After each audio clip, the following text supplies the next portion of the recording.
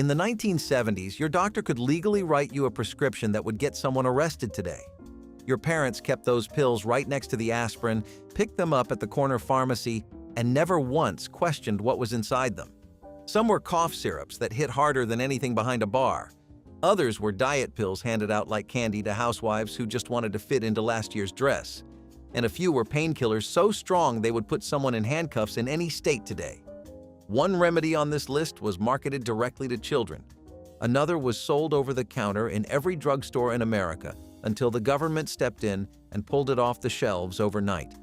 Here are 60 medicines from the 1970s and 1980s that are completely illegal now.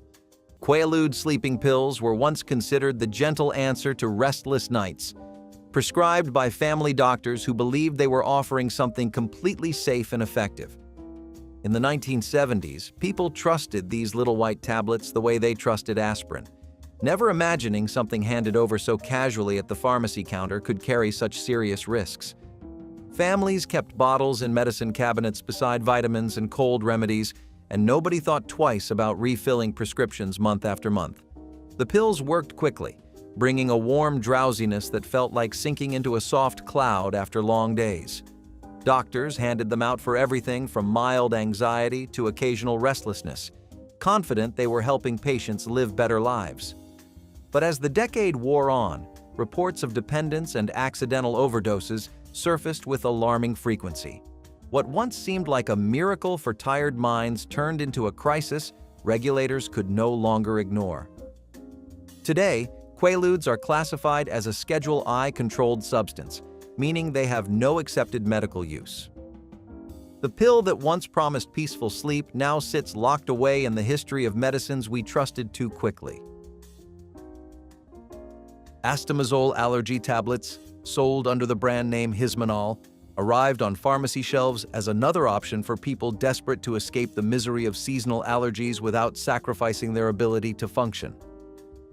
Throughout the 1980s, doctors recommended it alongside terfenadine as part of a new generation of antihistamines that promised effectiveness without sedation. Patients loved the freedom it offered, the ability to breathe clearly through spring and summer without feeling foggy or exhausted. Families kept bottles in medicine cabinets, reaching for them whenever pollen counts climbed or dust triggered another round of sneezing. The pills seemed safe precisely because they were so ordinary, so common, so casually recommended by every pharmacist behind the counter. But astamazole shared the same fatal flaw as its cousin terfenadine. Certain drug interactions could send the heart into dangerous rhythms, causing sudden death in patients who had no warning their allergy medicine might kill them. When regulators finally banned astamazole, it joined terfenadine as a reminder that even the most popular medications can harbor risks nobody anticipated until it was far too late. Amphetamine diet pills were handed out freely in the 1970s, especially to women who wanted to shed a few pounds before summer or fit into a special dress. Doctors wrote prescriptions without hesitation, believing these tablets were a safe and modern shortcut to a slimmer figure. Housewives loved how the pills gave them energy to clean the house, cook dinner, and still feel awake enough to greet their husbands at the door.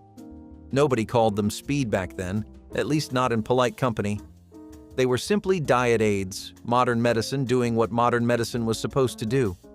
Pharmacies filled bottles by the hundreds, and patients returned month after month without anyone raising an eyebrow.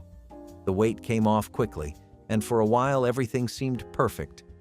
But the energy was not natural, and the crashes that followed each dose grew harder to ignore. Hearts raced, sleep vanished, and some patients found themselves unable to function without the pills. When regulators finally understood the scope of the problem, restrictions tightened fast. The diet pills that promised effortless weight loss left behind a legacy of dependence and broken trust. Carbolic acid throat gargles were once considered a powerful weapon against sore throats and mouth infections, sold in pharmacies as a strong antiseptic that could kill germs on contact. In the 1980s, people diluted these solutions and swished them around their mouths, believing they were protecting themselves from the bacteria causing their discomfort. The burning sensation felt like proof that the gargle was working, and patients endured the sting because they trusted the medicine.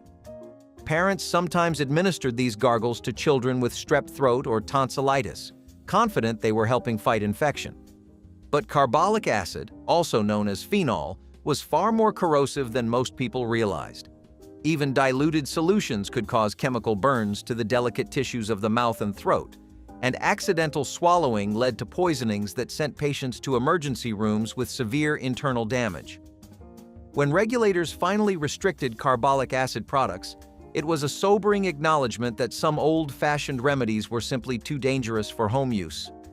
The gargles that once promised protection became a reminder that strength and safety do not always go together. Paregoric drops for teething babies were something grandmothers swore by, a thick, brownish liquid that seemed to calm fussy infants almost instantly. In the 1970s, parents rubbed it directly onto swollen gums without realizing they were applying a preparation containing opium. The bottle sat in medicine cabinets alongside baby aspirin and diaper cream, treated as just another tool for surviving teething. Mothers passed down the recommendation from generation to generation, believing they were sharing wisdom rather than danger.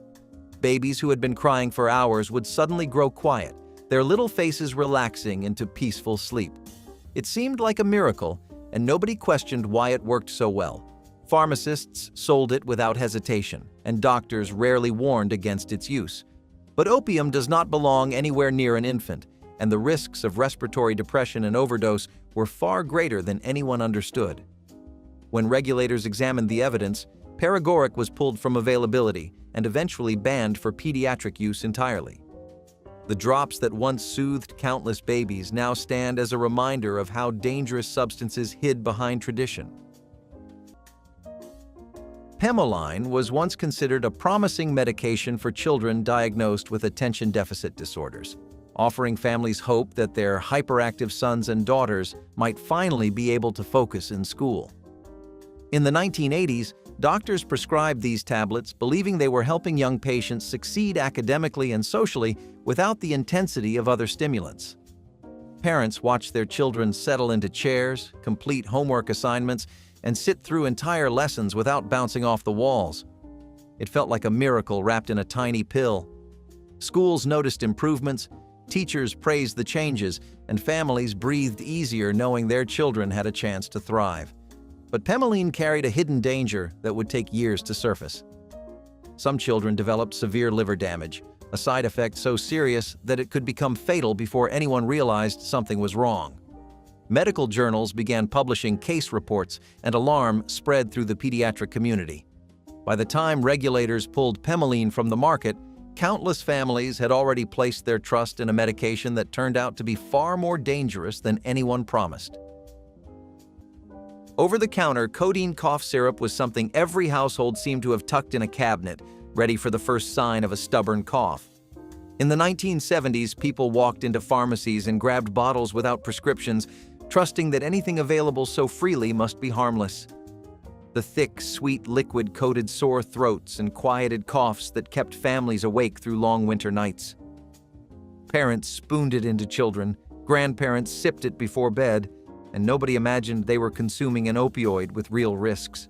The taste was almost pleasant, a combination of medicinal and sugary that became oddly comforting during sick days. People took it more often than they needed, believing if a little helped, more would help faster. For years, this continued without alarm, because codeine seemed ordinary compared to drugs people worried about. But bodies do not distinguish between ordinary and dangerous when it comes to opioids.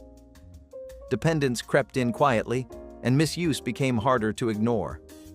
Regulators eventually moved codeine behind prescription pads, ending an era when cough relief came with risks nobody mentioned. Cleoquinol anti-diarrhea tablets were once a trusted companion for travelers heading to regions where stomach troubles were almost guaranteed. In the 1980s, doctors prescribed these pills freely to anyone planning trips abroad, and pharmacies sold them over the counter as a reliable defense against the misery of travelers' diarrhea. People packed them alongside passports and sunscreen, confident that a few tablets would keep their vacations on track no matter what unfamiliar foods they encountered. The medication worked by killing the bacteria and parasites that caused intestinal distress, and travelers appreciated the peace of mind it offered. But cleoquinol carried a devastating secret that would not surface until thousands had already been harmed. The drug could cause a neurological condition called subacute myelooptic neuropathy, leading to vision loss, nerve damage, and permanent disability. Cases emerged around the world before regulators finally connected the dots. When cleoquinol was withdrawn, it left behind victims whose lives had been forever changed by a medication they took simply to enjoy a trip without stomach troubles. Phenylpropanolamine cold remedies lined pharmacy shelves throughout the 1970s, promising fast relief from stuffy noses and sinus pressure. Families grabbed these boxes without a second thought, trusting that anything sold so openly must be safe. Parents gave them to children, grandparents took them for congestion, and students swallowed them before exams while fighting off colds. The ingredient worked by constricting blood vessels, which cleared nasal passages quickly.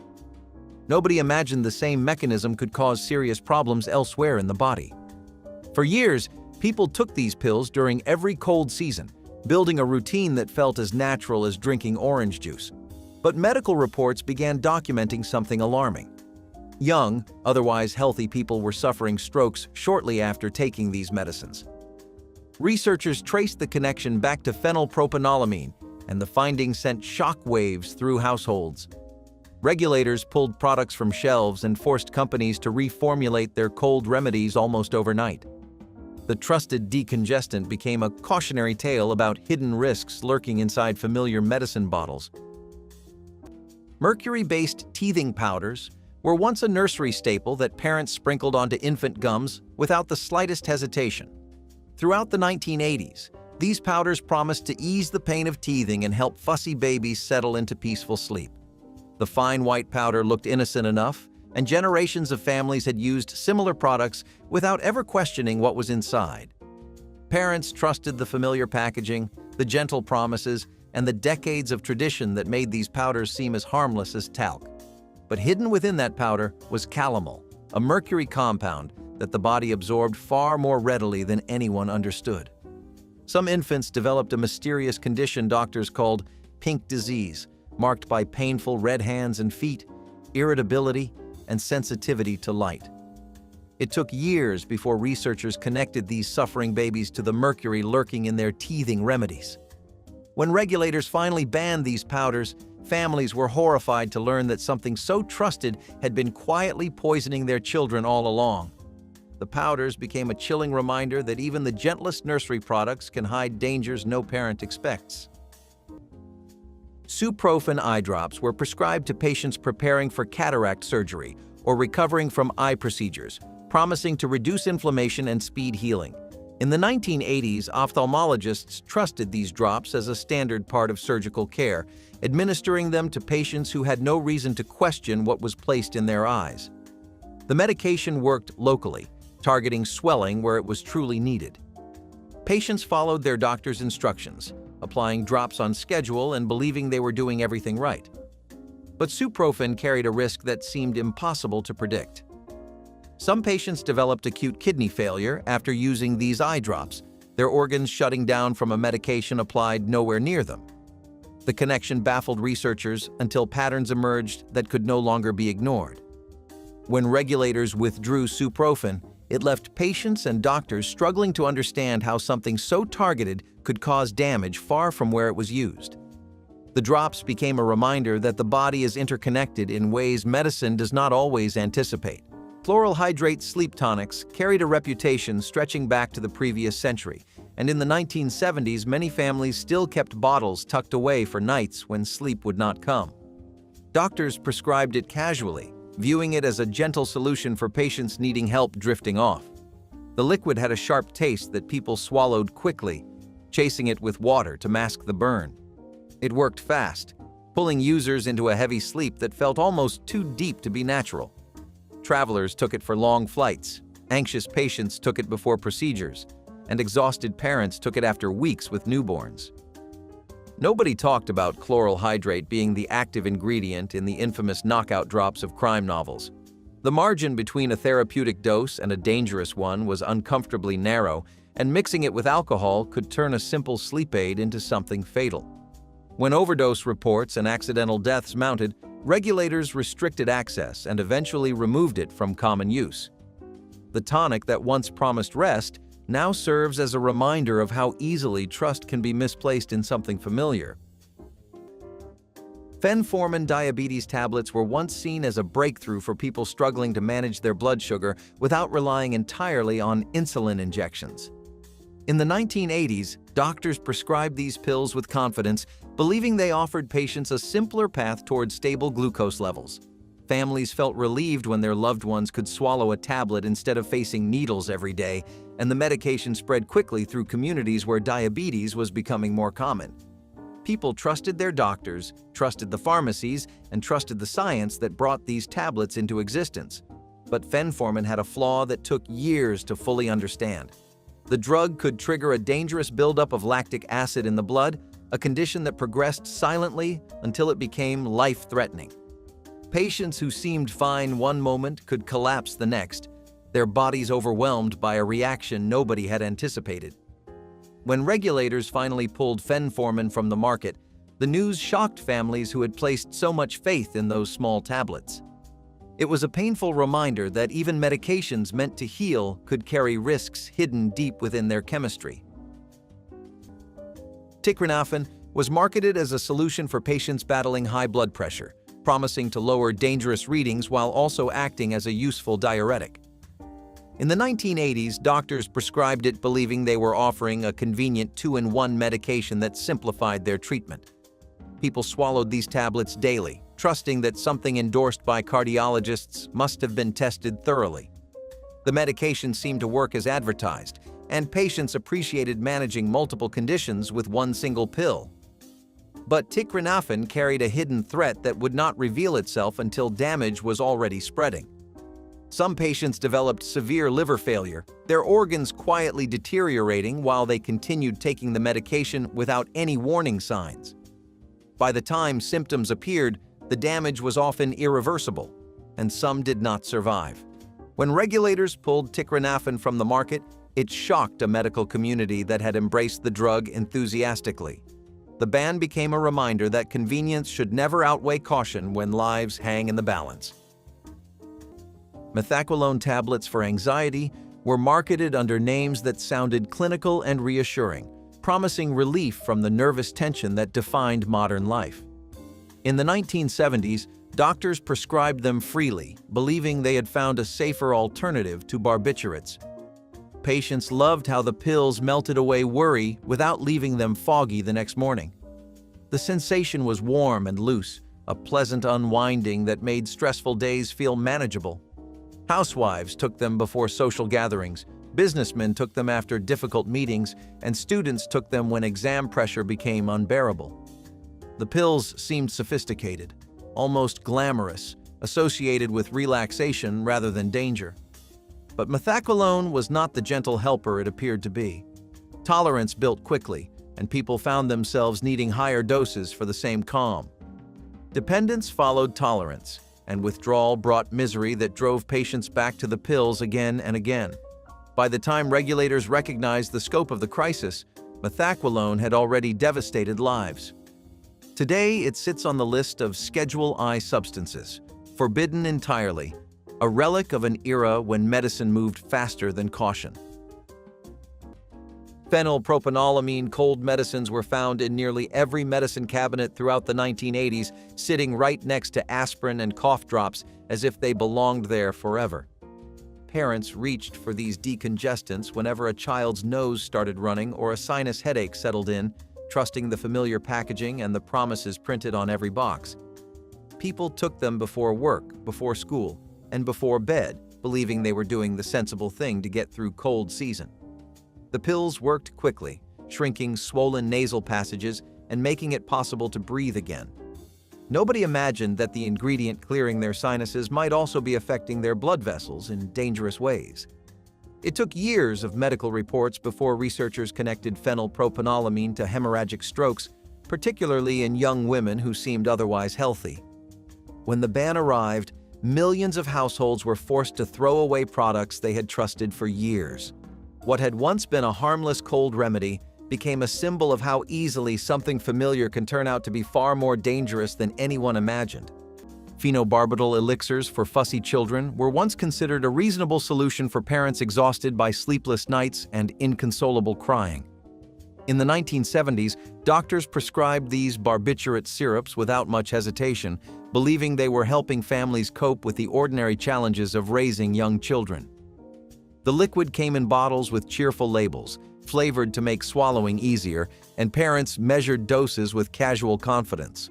A spoonful before bed promised a quiet night, and desperate mothers saw nothing wrong with reaching for the bottle when exhaustion made everything feel impossible. Nobody called it sedating children back then. It was simply helping them sleep, the way a warm bath or lullaby might. But phenobarbital is a powerful drug that depresses the central nervous system, and giving it to developing brains carried risks nobody fully understood. Overdoses happened more easily than parents imagined. When awareness finally grew, restrictions tightened dramatically, and the idea of giving barbiturates to toddlers became unthinkable. Those bottles now represent a time when convenience overshadowed caution in unsettling ways. Methaqualone sleep aids, sold under names like Quaalude, were among the most widely prescribed sedatives of the 1980s, handed out to patients who complained of restless nights and racing thoughts. Doctors believed these pills offered a gentle path toward peaceful sleep, and patients trusted that anything prescribed by a medical professional must be safe. People swallowed them before bed, hoping to wake refreshed instead of exhausted, and the medication became a fixture in bedside drawers across the country.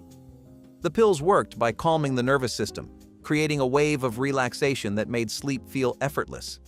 But that same calming effect made methaqualone dangerously addictive, and what started as a prescription for insomnia often spiraled into dependency. Patients found themselves needing higher doses, craving the sedation even when sleep was no longer the goal. Emergency rooms filled with overdose cases as abuse became impossible to ignore. Regulators eventually classified methaqualone as a Schedule I controlled substance, banning it from medical use. What once seemed like a simple solution for sleepless nights became one of the decade's most infamous cautionary tales. Cereals colored with red dye number 2 were some of the most visually striking boxes on grocery store shelves throughout the 1980s, drawing children's eyes with their brilliant fruity shades and promises of wild berry flavor. The dye made everything look more exciting, from the cereal pieces themselves to the cartoon mascots printed on the packaging. Families poured bowl after bowl without any idea that the vivid color came from a chemical flagged by researchers for its connection to cancer. The ban had technically arrived in 1976, but older inventory meant some products continued appearing on shelves into the early 80s. Parents trusted brand names and colorful packaging, never thinking to study the ingredient list. Kids reached for these cereals because they looked like candy, and nobody warned them otherwise. Regulators moved slowly, leaving families exposed to something that should have disappeared much sooner. It is unsettling to realize that the bright red and pink hues we associated with fun were quietly tied to a substance the government declared too dangerous to swallow.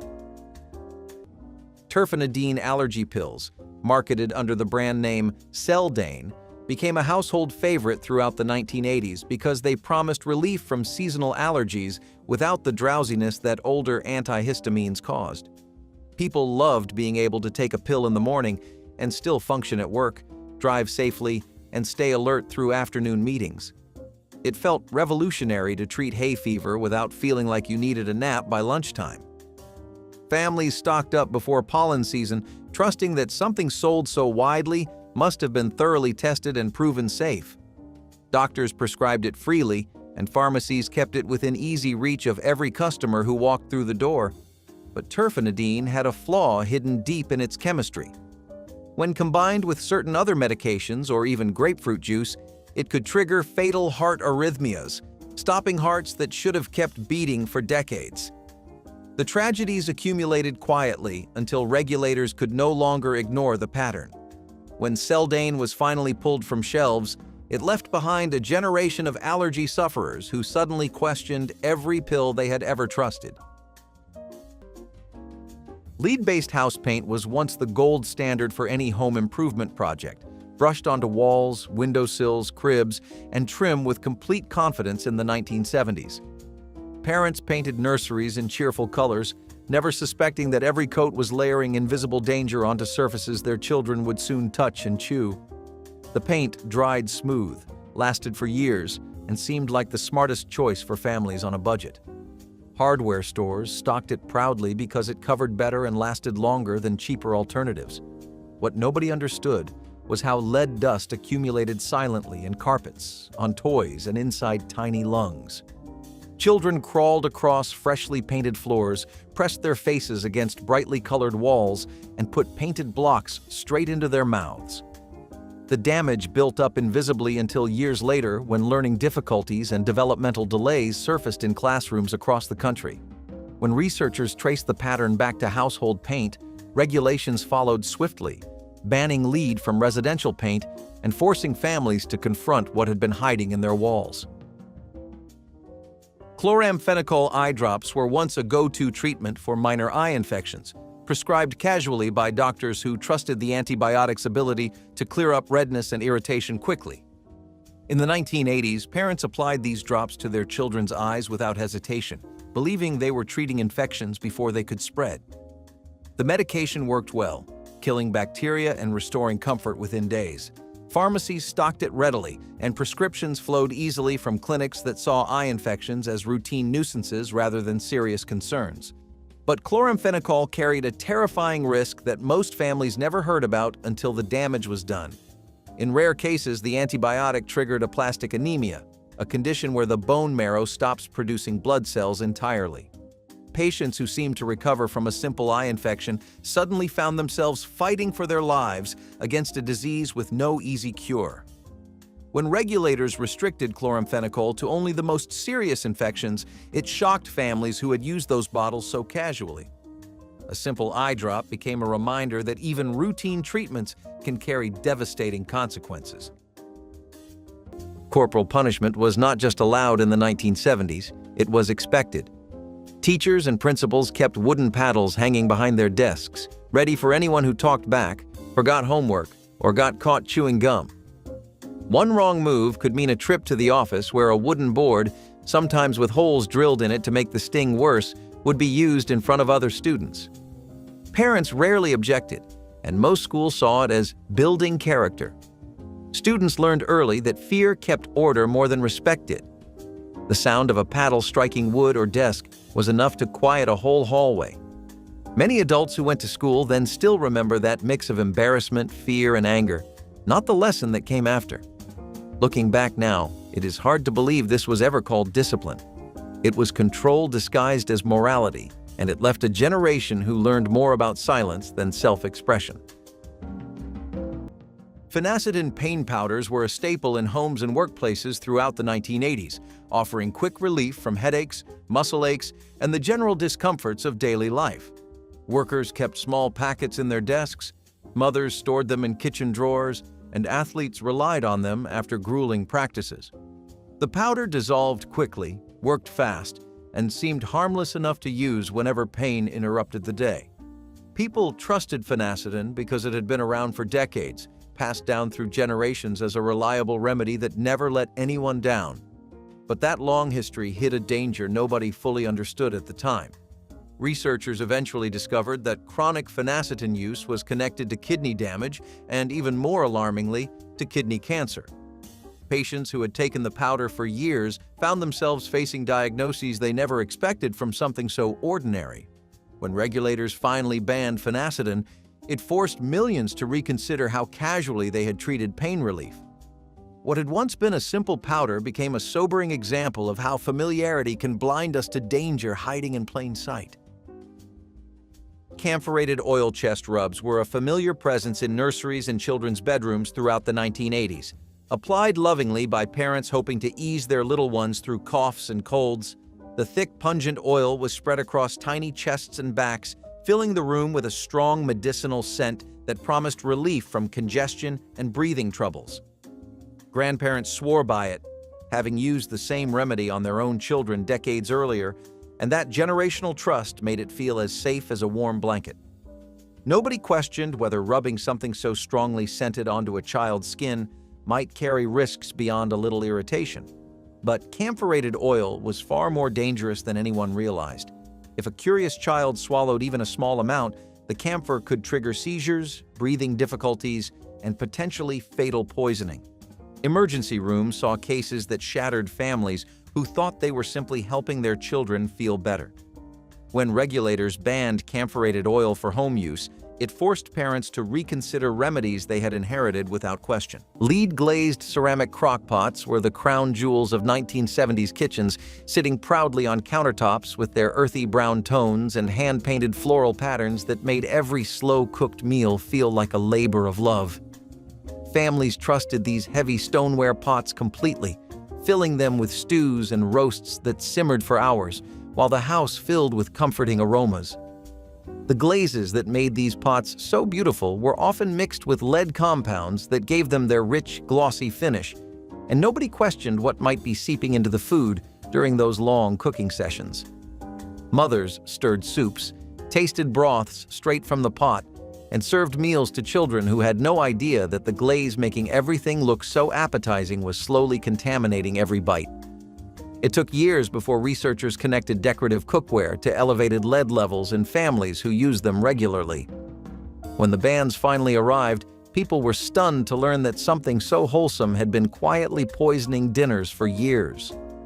Those beautiful pots now sit in antique shops as reminders of a time when nobody thought twice about what their cookware might be hiding. Bromide sedatives found their way into countless cough syrups and nerve tonics throughout the 1980s, promising calm relief for anxious patients and restful nights for those who could not sleep. These medicines lined pharmacy shelves with labels emphasizing soothing properties and gentle sedation, making them seem like the perfect remedy for modern stress. People took them for coughs, for nerves, for sleeplessness, trusting that anything sold so openly must be harmless for regular use. The relief felt real, and patients returned to these syrups again and again whenever tension built or sleep became elusive. But bromides do not leave the body quickly. They accumulate slowly, building up in tissues until levels become toxic. Chronic users developed a condition called bromism, marked by confusion, memory problems, skin rashes, and psychiatric disturbances doctors sometimes mistook for other illnesses. By the time regulators recognized the scope of the problem, countless patients had suffered from a poisoning they never saw coming. When bromide sedatives were finally removed from over-the-counter products, it forced families to confront how trust in familiar medicines could lead to slow harm. Cadmium-colored enamelware brought a burst of sunshine into 1970s kitchens with its vibrant oranges, fiery reds, and cheerful yellows that made even the simplest cooking tasks feel festive. These bright pots and pans looked stunning hanging from pot racks or sitting on stovetops, their glossy surfaces catching the light and adding warmth to every meal. Families used them daily for boiling pasta, simmering sauces, and warming soups, never imagining that the pigments creating those beautiful colors contained cadmium, a heavy metal with serious health consequences. Every time acidic foods like tomatoes touched these surfaces, tiny amounts of cadmium leached into whatever was being cooked. Children ate from bowls filled with contaminated stews, while parents proudly showed off their colorful kitchen collections. Researchers eventually discovered that cadmium exposure could damage kidneys, weaken bones, and accumulate dangerously over time. The bans arrived swiftly once the evidence became clear, forcing families to discard cookware they had treasured for years. Those cheerful orange pots serve as reminders that the brightest things in our kitchens sometimes carried the darkest secrets. Paregoric teething drops were once considered a perfectly acceptable way to soothe a fussy infant whose gums ached from emerging teeth. Throughout the 1980s, parents and grandparents rubbed this liquid onto tiny gums, watching babies calm almost instantly as the pain faded into quiet comfort. The relief seemed miraculous, and families passed the remedy down through generations without ever questioning what made it work so well. What most people did not fully understand was that paregoric contained opium, a powerful narcotic that numbed pain by depressing the nervous system. babies drifted into peaceful sleep, not because their teething pain was truly gone, but because they had been sedated by a substance no modern doctor would ever recommend for an infant. The risks of respiratory depression, overdose, and long-term harm were enormous, yet families trusted the remedy simply because it had always been trusted before. When regulators finally prohibited paregoric for pediatric use, it shocked parents who realized they had been giving their babies something far more dangerous than they ever imagined. R.J. Reynolds introduced Joe Camel to American audiences in 1988 as part of Camel's 75th anniversary campaign, and within 3 years, the cartoon mascot had become one of the most recognized advertising characters in the country. A 1991 study in the Journal of the American Medical Association found that 6-year-olds identified Joe Camel at the same rate they recognized the Disney Channel logo, over 90% recognition in both cases. The character wore sunglasses, played pool, and appeared on t-shirts and baseball caps bundled with cigarette purchases. Internal Reynolds documents from 1984 showed employees had identified the need to attract younger smokers, including those buying their first regular brand. The FTC filed a formal complaint in 1997 for unfair practices. Reynolds paid $10 million to settle with California, and the 1998 Master Settlement Agreement banned cartoon characters from cigarette advertising entirely. Lindane lice shampoos were once the standard treatment when children came home from school with itchy scalps and the dreaded news that head lice had invaded their hair. In the 1980s, parents poured this powerful pesticide-based shampoo directly onto their children's heads, working it into lathers that promised to kill every last parasite.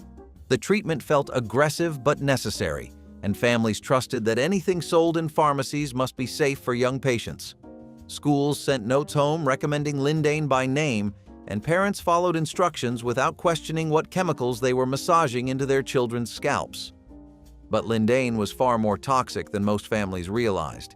The pesticide absorbed through the skin and could cause seizures, nerve damage, and long-term neurological problems, especially in children whose developing brains were most vulnerable. Reports of serious reactions accumulated until regulators could no longer ignore the pattern. When Lindane was finally restricted and then banned for pediatric use, it left behind a generation of parents who wondered what else they had unknowingly exposed their children to in the name of solving a simple problem.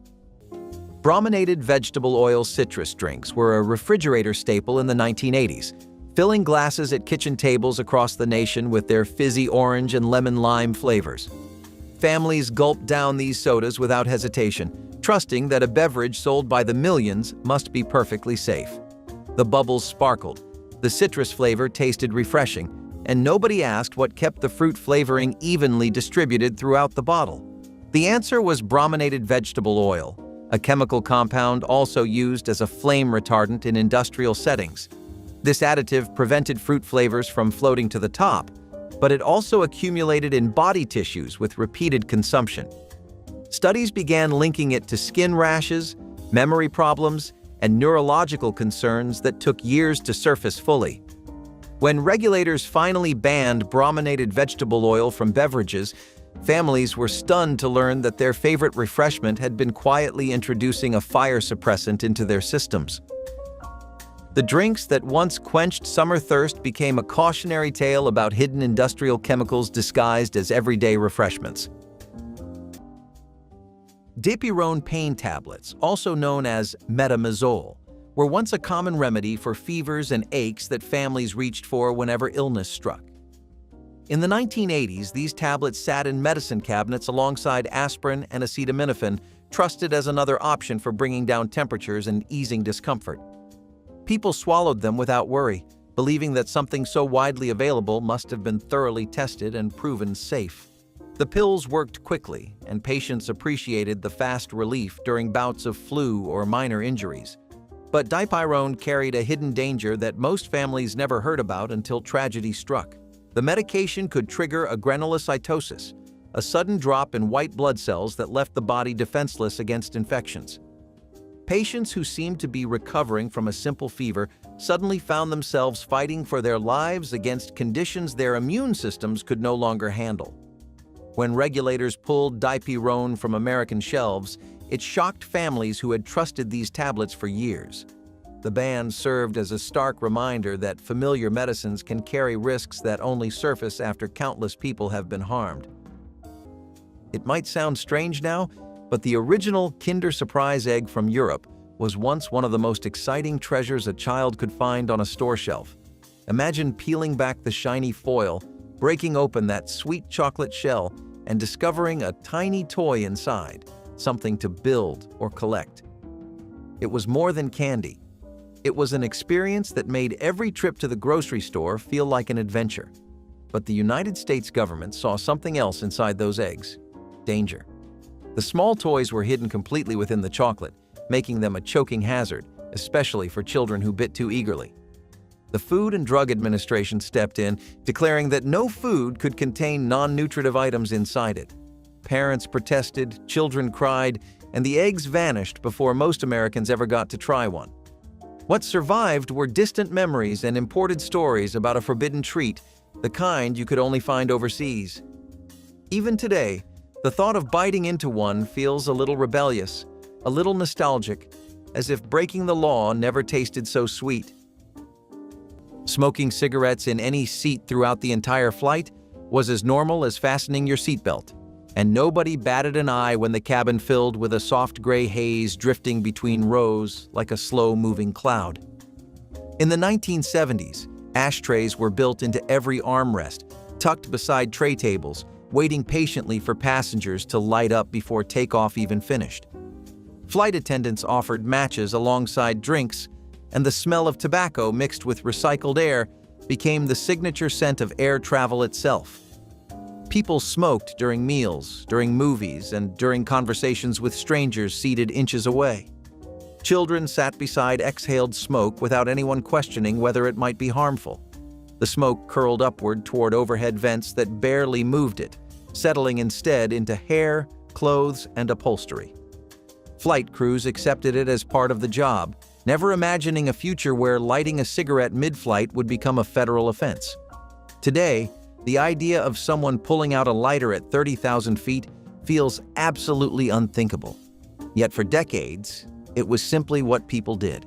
Step into a restaurant in the 1980s, and it would not take long for smoke to hit your face. Entire families sat at tables eating dinner while the next table over puffed away on cigarettes.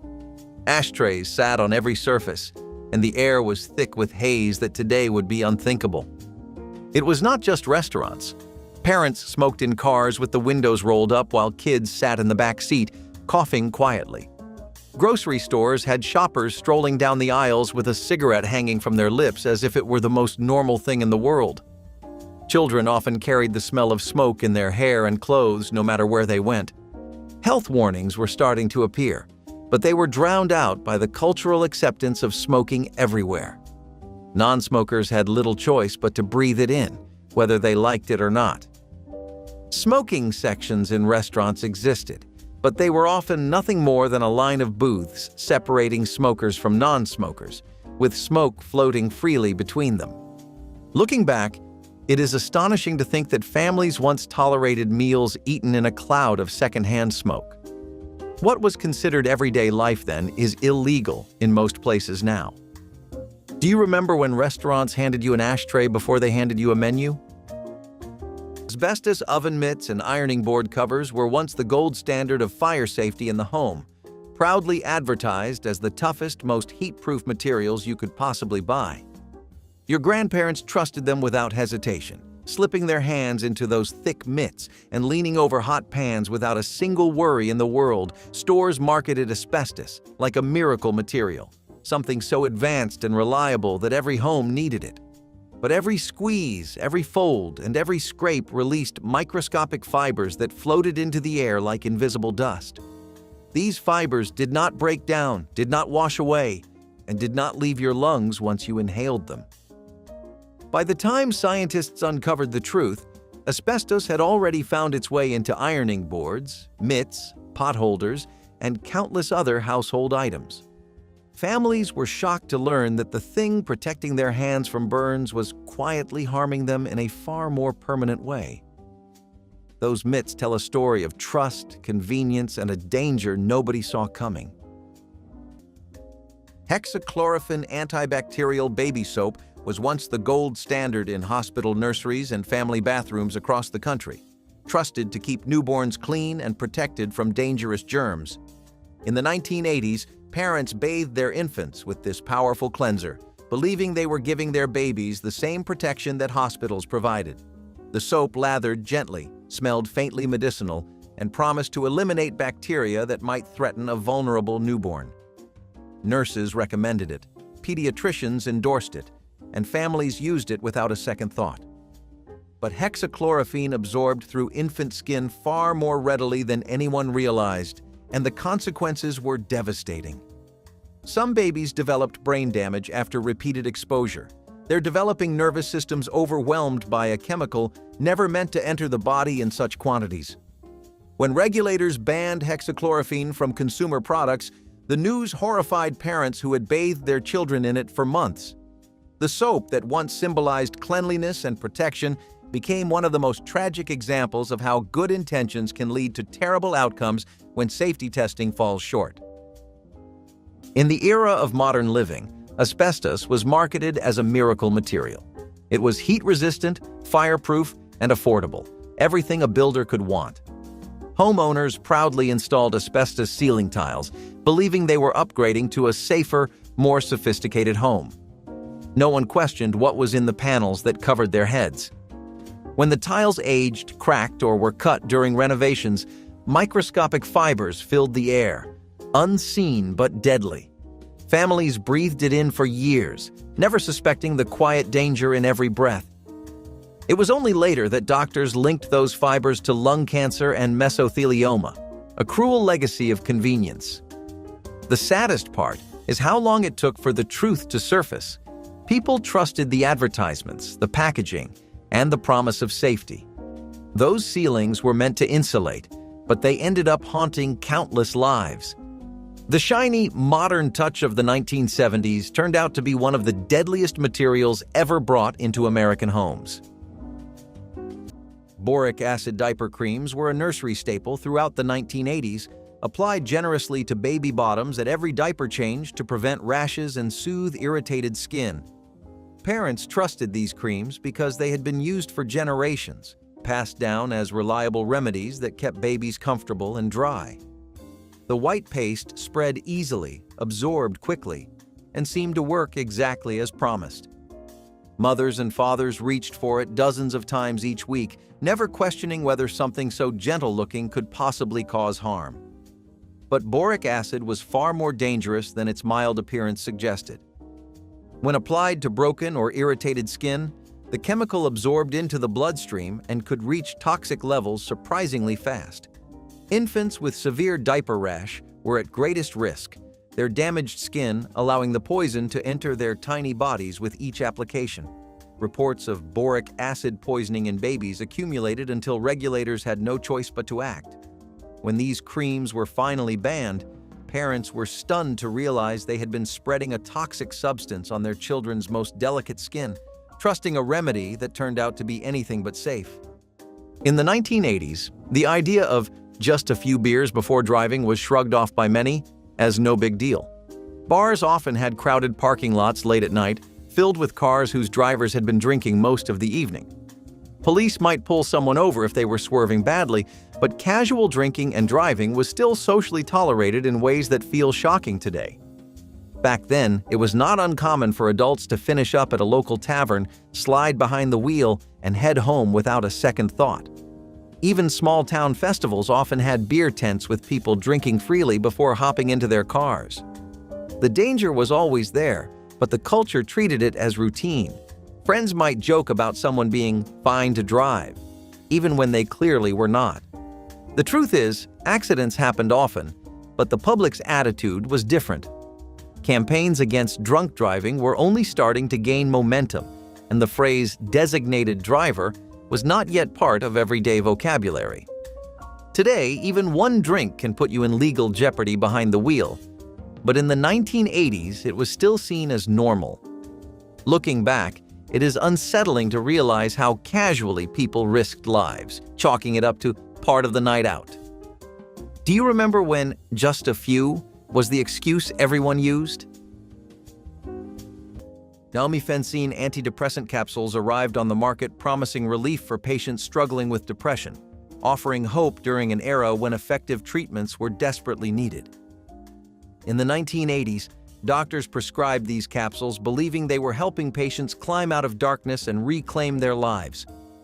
The medication worked by adjusting brain chemistry, lifting moods that had felt impossibly heavy, and patients who responded well praised its effects.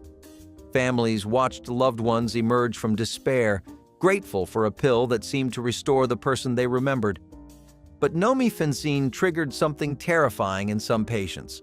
The drug caused hemolytic anemia, a condition where the immune system attacks and destroys red blood cells.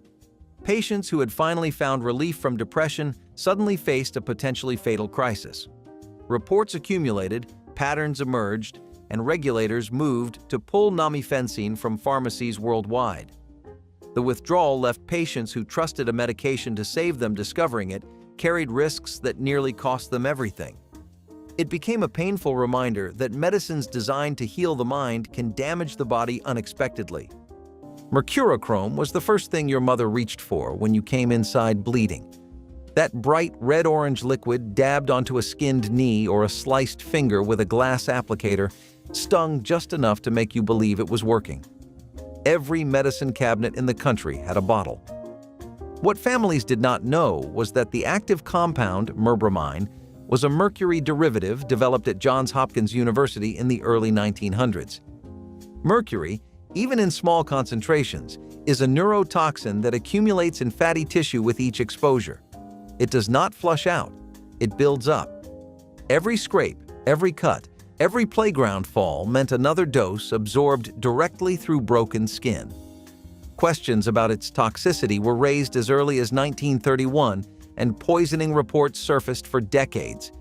The FDA spent half a century looking the other way, and it was not until 1998 that the agency finally reclassified mercurochrome as an untested drug, effectively pulling it from American shelves. Zomepirac painkiller tablets, sold under the brand name Zomax, were once hailed as a breakthrough for patients recovering from surgery or suffering from severe pain. In the 1980s, doctors prescribed these tablets believing they offered powerful relief without the addiction risks associated with narcotics. Patients swallowed them gratefully after operations, dental procedures, and injuries, trusting that something so highly recommended must be safe. The medication worked quickly, dulling pain that had felt unbearable just hours before, and prescriptions spread rapidly through hospitals and clinics. But Zomepirac carried a hidden danger that no one anticipated. Some patients experienced severe allergic reactions, including fatal anaphylaxis that struck without warning. People who had taken the medication safely before suddenly collapsed, their bodies overwhelmed by immune responses that nothing could stop in time. When regulators pulled Zomepirac from the market, it sent shockwaves through the medical community.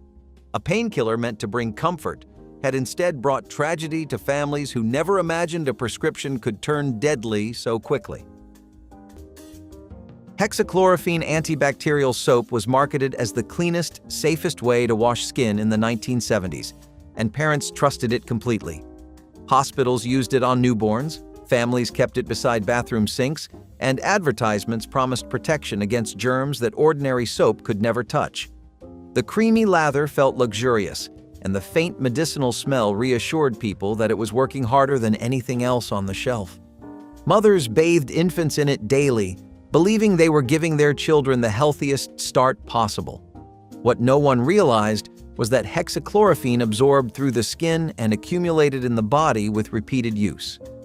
Researchers eventually discovered that the chemical caused brain damage in infants and neurological problems in adults who used it regularly. The revelation shocked families who had trusted the product without hesitation. Regulators moved quickly once the evidence became undeniable, banning hexachlorophene from over-the-counter products entirely. Looking back, it feels deeply unsettling to know that something used to protect the most vulnerable carried dangers no parent could have imagined. Benoxaprofen arthritis pills, sold under the brand name Oriflex, arrived on pharmacy shelves promising relief for millions suffering from the constant ache of joint disease. In the 1980s, doctors prescribed these tablets believing they were offering patients a better option than older anti-inflammatory drugs. People swallowed them hoping to reclaim mobility, to walk without wincing, to open jars without pain shooting through their fingers. The medication worked for many, and patients praised the relief it brought to joints that had felt locked in permanent discomfort.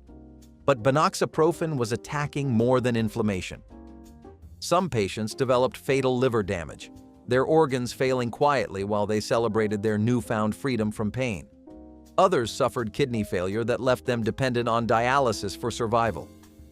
When regulators pulled Oriflex from the market, it came with a grim tally of deaths that shattered confidence in a drug once hailed as a breakthrough. The pills that promised to restore quality of life had instead stolen it from families who trusted medicine to help. Asbestos pipe insulation wrapped around hot water pipes beneath bathroom sinks was considered a smart, practical choice in the 1970s. The material kept pipes from losing heat, prevented condensation, and seemed like the kind of sensible upgrade every homeowner should make.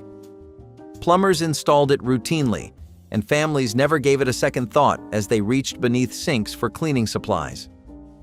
The insulation looked harmless, wrapped neatly in a grayish-white covering that blended into the background of everyday life.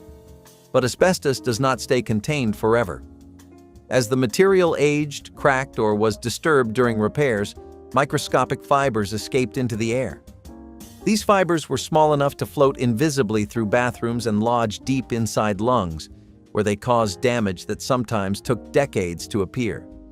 When researchers connected asbestos exposure to deadly diseases, the true cost of this common insulation became horrifyingly clear. Regulators banned its use in homes, and specialized removal teams became necessary for safe disposal. Families who once appreciated the practicality of wrapped pipes now faced expensive remediation. Triazolam sleeping pills, sold under the brand name Halcyon, were among the most popular prescription sedatives in the 1980s, promising patients rest without the grogginess that plagued older sleep medications. Doctors prescribed them freely, believing they were offering a safer and gentler solution for those who struggled to fall asleep or stay asleep through the night. Patients loved how quickly these pills worked, how cleanly they delivered peaceful sleep without dragging into the following morning. But higher doses of triazolam revealed a darker side that lower doses had concealed. Some patients experienced terrifying psychiatric disturbances, including paranoia, hallucinations, and episodes of amnesia that erased entire portions of their nights. People woke with no memory of conversations, actions, or trips outside their homes. Reports accumulated from around the world until regulators intervened, banning the higher-dose formulations that had caused so much damage. The restrictions left behind patients who wondered what else they might have done during nights they could no longer remember. Bud Light debuted Spuds MacKenzie during Super Bowl 21 in 1987, and within months, over 200 officially licensed products flooded the market, including plush stuffed animals that ended up in kids' bedrooms across America. The real dog was a female bull terrier named Honey Tree Evil Eye from North Riverside, Illinois. Senator Strom Thurmond stood on the Senate floor holding a Spuds plush, accusing Anheuser-Busch of using the mascot to glamorize drinking for kids. Mothers Against Drunk Driving filed their own accusations. Schools banned students from wearing Spuds apparel because it carried a beer brand logo. Christmas ads featuring the dog dressed as Santa were pulled in Ohio, where state law prohibited alcohol advertising using Santa's likeness. Bud Light credited the campaign with a 20% sales boost, but retired the mascot in 1989. Carbon tetrachloride fire extinguishers were once seen as the future of household safety, a sleek and modern solution to kitchen flare-ups and small electrical fires. Grandparents kept them under sinks, in garages, and near stoves, believing they were armed with the best protection money could buy. When flames appeared, people were told to spray this magical liquid right onto the fire, watching it smother flames in seconds. But nobody knew what happened when that liquid touched heat. It released vapors that could stop lungs from breathing and turn a simple fire into a deadly cloud. Families who rushed to put out fires ended up inhaling something far more dangerous than the flames themselves, unaware that each breath carried a hidden risk. Today, it is terrifying to think how many families stood inches away from a toxic haze without understanding the danger. Those extinguishers remain one of the most unsettling reminders that sometimes the things meant to save us carry their own kind of threat, one hidden behind promises of safety and progress. Cereals with cinnamon anthranolate flavoring offered a grape or cherry taste that made every bite feel like a small piece of candy had tumbled into the breakfast bowl. This synthetic flavoring was everywhere in the 1980s, hiding inside the coatings, dust, and artificial fruit pieces that made sugary cereals irresistible to children. The flavor was sweet, sharp, and unmistakably artificial. The kind of taste that lingered on the tongue long after the milk turned purple or pink. Families never questioned it because it tasted good and came in boxes decorated with trusted characters and cheerful promises. But scientists eventually discovered a troubling pattern in laboratory tests, linking the compound to potential cancer risks that had gone unnoticed for decades. By the time regulators finally stepped in and banned it, millions of bowls had already been consumed. Looking back, it feels strange to think that something designed to make breakfast more enjoyable was quietly carrying risks nobody discussed at the kitchen table. Those sweet, fruity cereals were symbols of childhood joy, but behind the flavor was a chemical that science would eventually decide had no place in food. Candy cigarettes looked harmless, but they carried a powerful message that shaped an entire generation's habits. Kids mimicked adults, holding the chalky white sticks between their fingers, pretending to take slow drags before puffing out imaginary smoke. They were part of every corner store display, next to bubble gum and jawbreakers, colorful boxes that proudly mirrored real cigarette brands. Back then, it was just make-believe fun, a little way to act grown up. But as health awareness grew and smoking rates dropped, society realized that these candies were more than innocent play. They were marketing addiction wrapped in sugar. The government banned them for encouraging underage smoking and normalizing tobacco culture. Yet for many who grew up in the 70s or 80s, the memory lingers. You can still recall the chalky taste, the white powder coating your lips, the cool swagger of pretending to be older than you were. It was a candy that told kids to dream dangerously, and even though it is gone, its image still smolders like a cigarette that refuses to die out completely.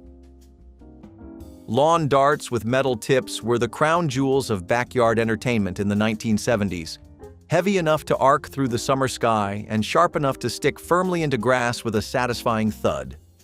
Families gathered outside after cookouts, tossing these weighted missiles toward plastic rings, while children ran barefoot through the yard, chasing fireflies and waiting for their turn.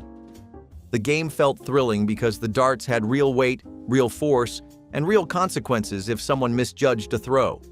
Parents saw it as harmless outdoor fun, the kind of activity that got kids away from the television and into the fresh air where they belonged. But the injuries began mounting, and they were not minor scrapes or bruises. Emergency rooms reported puncture wounds, skull fractures, and tragedies that turned sunny afternoons into nightmares. Children were struck while playing nearby, unaware that a dart was spiraling toward them from across the yard. When regulators finally stepped in, the ban came with undeniable urgency. These toys became symbols of a decade that underestimated how quickly fun could turn fatal when sharp metal met soft skin. Red dye. Number 3, candies and cherries were a staple of every dessert table, sundae bar, and lunchbox treat in the 1980s, glowing with a shade of red so vivid it seemed almost electric against everything it touched. Maraschino cherries gleamed atop ice cream sundaes, red velvet cakes carried that unmistakable hue, and fruit punch candies burned bright enough to stain fingers for hours after the last piece was eaten. People trusted this color completely, assuming anything sold in grocery stores must be safe for families. What nobody realized was that researchers had already flagged the dye for causing thyroid tumors in laboratory studies, and the evidence had been building quietly for years. The findings mounted while families kept buying bags of crimson-colored treats for birthday parties, holidays, and everyday snacking without a second thought. When the FDA finally banned red dye number 3 from cosmetics and began restricting its use in foods, the news shocked parents who had fed it to their children for years. The bright red glow that once symbolized celebration became a troubling reminder that even the most cheerful-looking foods can carry hidden risks behind their color. Walking into the cockpit to visit the pilots mid-flight was one of those magical experiences children talked about for years afterward, clutching plastic wings pinned to their shirts like badges of honor. In the 1970s, cockpit doors stayed unlocked and sometimes wide open, inviting curious passengers to peek inside at glowing instruments and switches.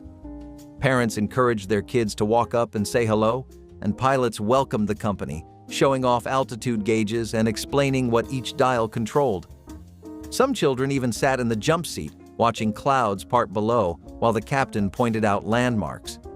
It was an era when trust between passengers and crew felt natural, when the idea of someone dangerous boarding a plane seemed far-fetched. Flight attendants smiled as families lined up for photos beside uniformed pilots who seemed genuinely happy to share their workspace.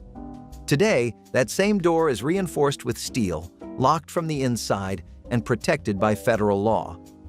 The friendly visits that once made flying feel personal have been replaced by barriers designed to keep everyone firmly in their place. Long before infant acetaminophen existed, mothers kept a small brown bottle of paregoric on the shelf beside the baby formula. It was a camphorated tincture of opium containing morphine, anise oil, and benzoic acid, and it was sold without a prescription in pharmacies across the country. Doctors recommended it for teething pain, infant colic, diarrhea, and fussy sleeping. The dosage instructions printed right on the label included infants as young as 5 days old. A single ounce contained roughly 13 milligrams of morphine. Parents rubbed it on swollen gums, mixed it into bottles, and spooned it directly into tiny mouths without a second thought, because their own pediatrician had told them to. It took until 1970 for the federal government to reclassify paregoric under the Controlled Substances Act, finally requiring a prescription. By then, generations of American babies had been dosed with opium before they could walk. In the mid-1970s, energy efficiency was the new American dream. People wanted homes that stayed warm in winter and cool in summer without wasting money. That dream led to formaldehyde foam insulation, hailed as a cheap, cutting-edge solution.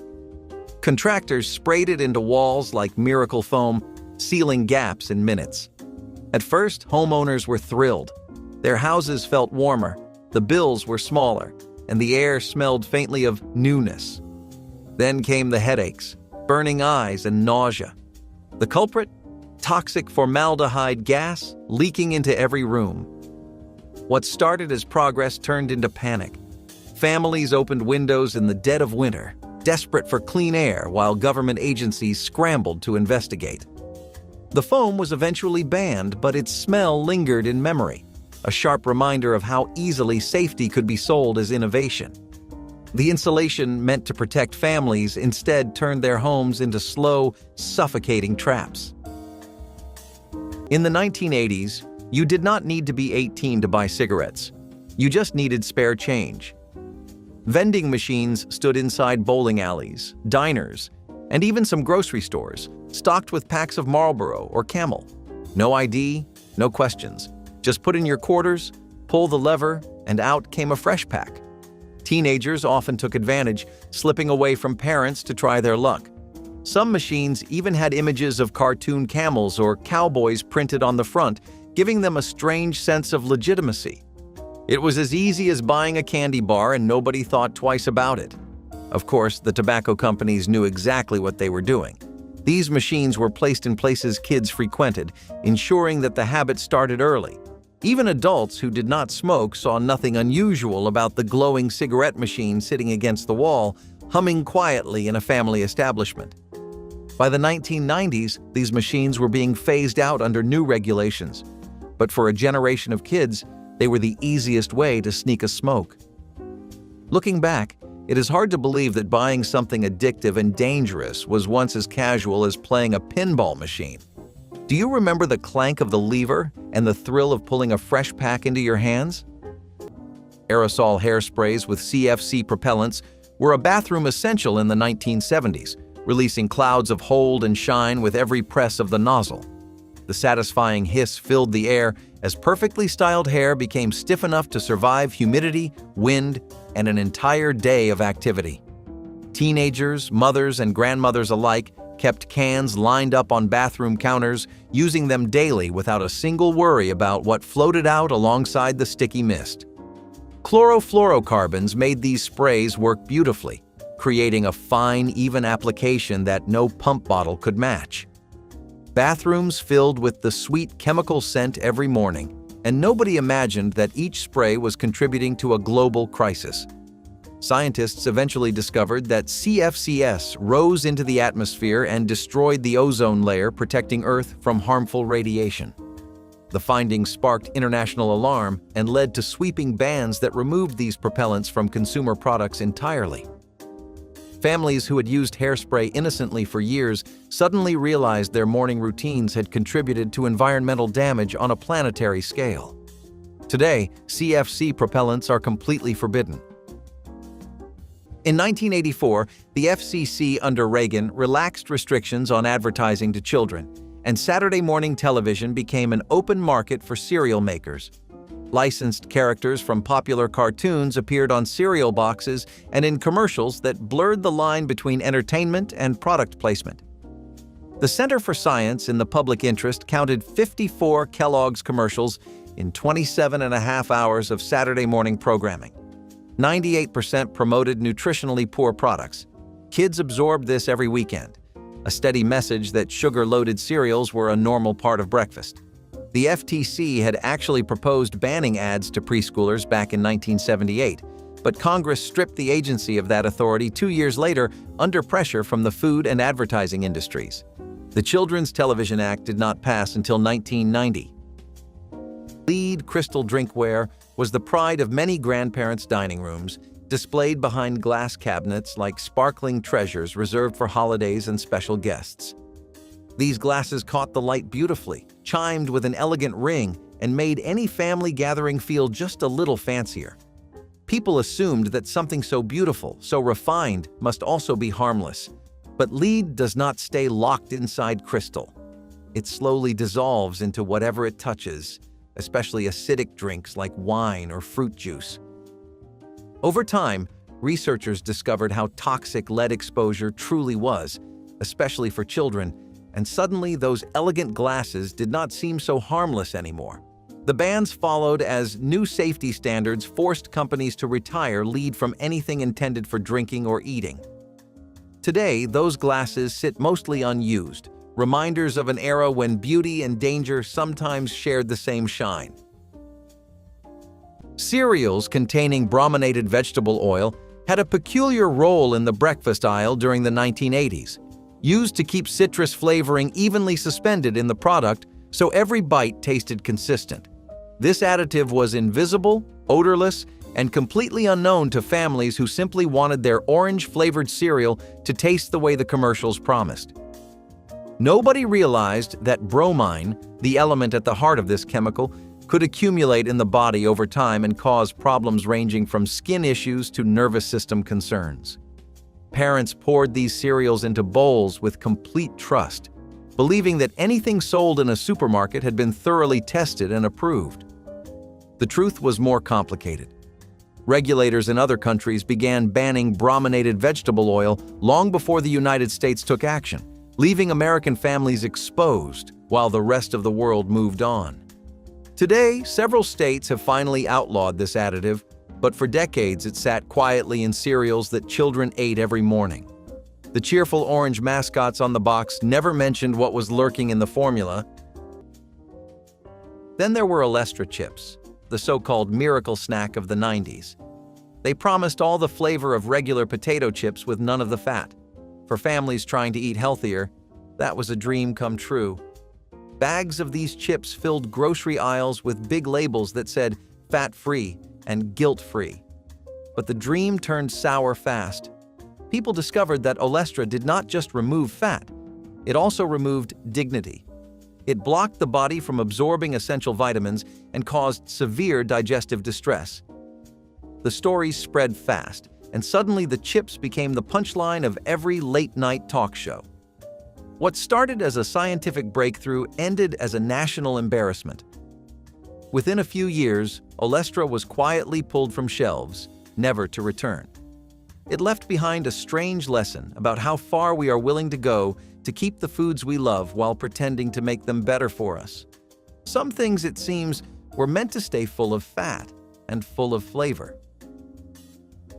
Baby walkers with unrestricted wheels were marketed as essential tools for helping infants learn to stand and move on their own in the 1970s. Parents loved them because they kept babies entertained and seemingly safe while dinner was being prepared. The walkers rolled smoothly across kitchen floors and living room carpets, giving babies a taste of independence before they could even crawl properly. Advertisements showed smiling infants gliding happily from room to room, and pediatricians rarely warned against them because the dangers had not yet been documented. But homes in that era were full of hazards that walkers made worse. Staircases sat open without gates, thresholds created unexpected drops, and the wheels moved faster than any parent could react. Babies rolled toward basement steps, tumbled down flights of stairs, and crashed into sharp furniture corners before anyone could reach them. The injuries were devastating, often involving head trauma that left lasting damage. When researchers connected walker design to emergency room visits, regulations tightened and the original models disappeared from shelves. In the 1970s, teenage pregnancy was not seen as a challenge to support. It was a problem to remove. Pregnant students were often forced out of school, told they would set a bad example. Some were sent to secret special schools, while others simply disappeared from classrooms one day. Administrators claimed it was to protect the school's reputation, not the student's future. Friends would whisper, teachers would avoid the subject, and an entire chapter of a young woman's life would be erased under the word shame. These girls were denied the right to graduate alongside their classmates or to continue their studies at all. The idea that motherhood and education could coexist was unthinkable to many at the time. It was a cold reflection of how society valued appearances more than compassion.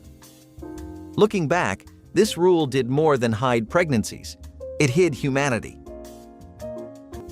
Bringing full-size bottles of liquor through security checkpoints was something travelers did without a second thought in the 1970s, tucking fifths of whiskey into carry-on bags like any other travel essential. Nobody questioned a bottle clinking against toiletries, and security lines moved quickly because inspections were brief and casual. Passengers planned to enjoy drinks mid-flight, share a toast with seatmates, or save money by avoiding the airline's limited bar menu. Duty-free shops sold oversized bottles specifically designed for travelers, and people carried them openly through terminals without raising a single eyebrow. The idea that liquid could pose a threat never crossed anyone's mind. Security focused on metal detectors and quick bag glances rather than scanning every item. Families packed bottles as gifts for relatives waiting at their destination. Today, any liquid over 3.4 ounces triggers immediate confiscation. The rules arrived suddenly after security concerns reshaped every aspect of air travel. Full-size bottles now belong in checked luggage, and the casual days of carrying whatever you pleased have vanished into strict regulations. Your mother's obstetrician may have told her to smoke. That is not an exaggeration. Throughout the 1960s, doctors advised pregnant women that a cigarette could calm their nerves, ease nausea, and help control excessive weight gain. Tobacco companies ran advertisements featuring physicians in white coats endorsing specific brands, and medical journals accepted full-page ads from cigarette manufacturers without hesitation. The 1964 Surgeon General's report linked smoking to lung cancer, but said almost nothing about pregnancy. Hospitals had ashtrays in maternity wards. Nurses smoked at their stations. Millions of women smoked through all 9 months because the person they trusted most, their doctor, never told them to stop. Few inventions felt more modern than non-stick cookware. Teflon promised freedom from scrubbing, stuck eggs, and greasy messes. Housewives and young couples alike embraced it as a symbol of convenience and progress. It was advertised as the perfect marriage of science and home life, sleek, spotless, and futuristic. The shine of those silver pans reflected an entire generation's faith in technology. But inside that slick surface lurked a chemical secret that no one could pronounce, much less understand. But what they did not know was that overheating a Teflon pan, something as simple as forgetting it on the stove, could release invisible toxic fumes. Birds dropped from their perches, families complained of dizziness and coughing. Manufacturers brushed it off, calling it harmless. Yet behind closed doors, scientists knew those fumes came from chemicals that could cause flu-like symptoms in humans and death in pets. The same coating that made cooking easier also made breathing more dangerous. Teflon was progress, but at a price no one could see. Looking back, it is unsettling how something designed to make life cleaner ended up polluting the very air of the American kitchen. July in the 1980s meant fireworks, and kids had no trouble buying them. Roadside stands sold Roman candles, bottle rockets, and sometimes even M80s to children with just a few dollars in their pocket.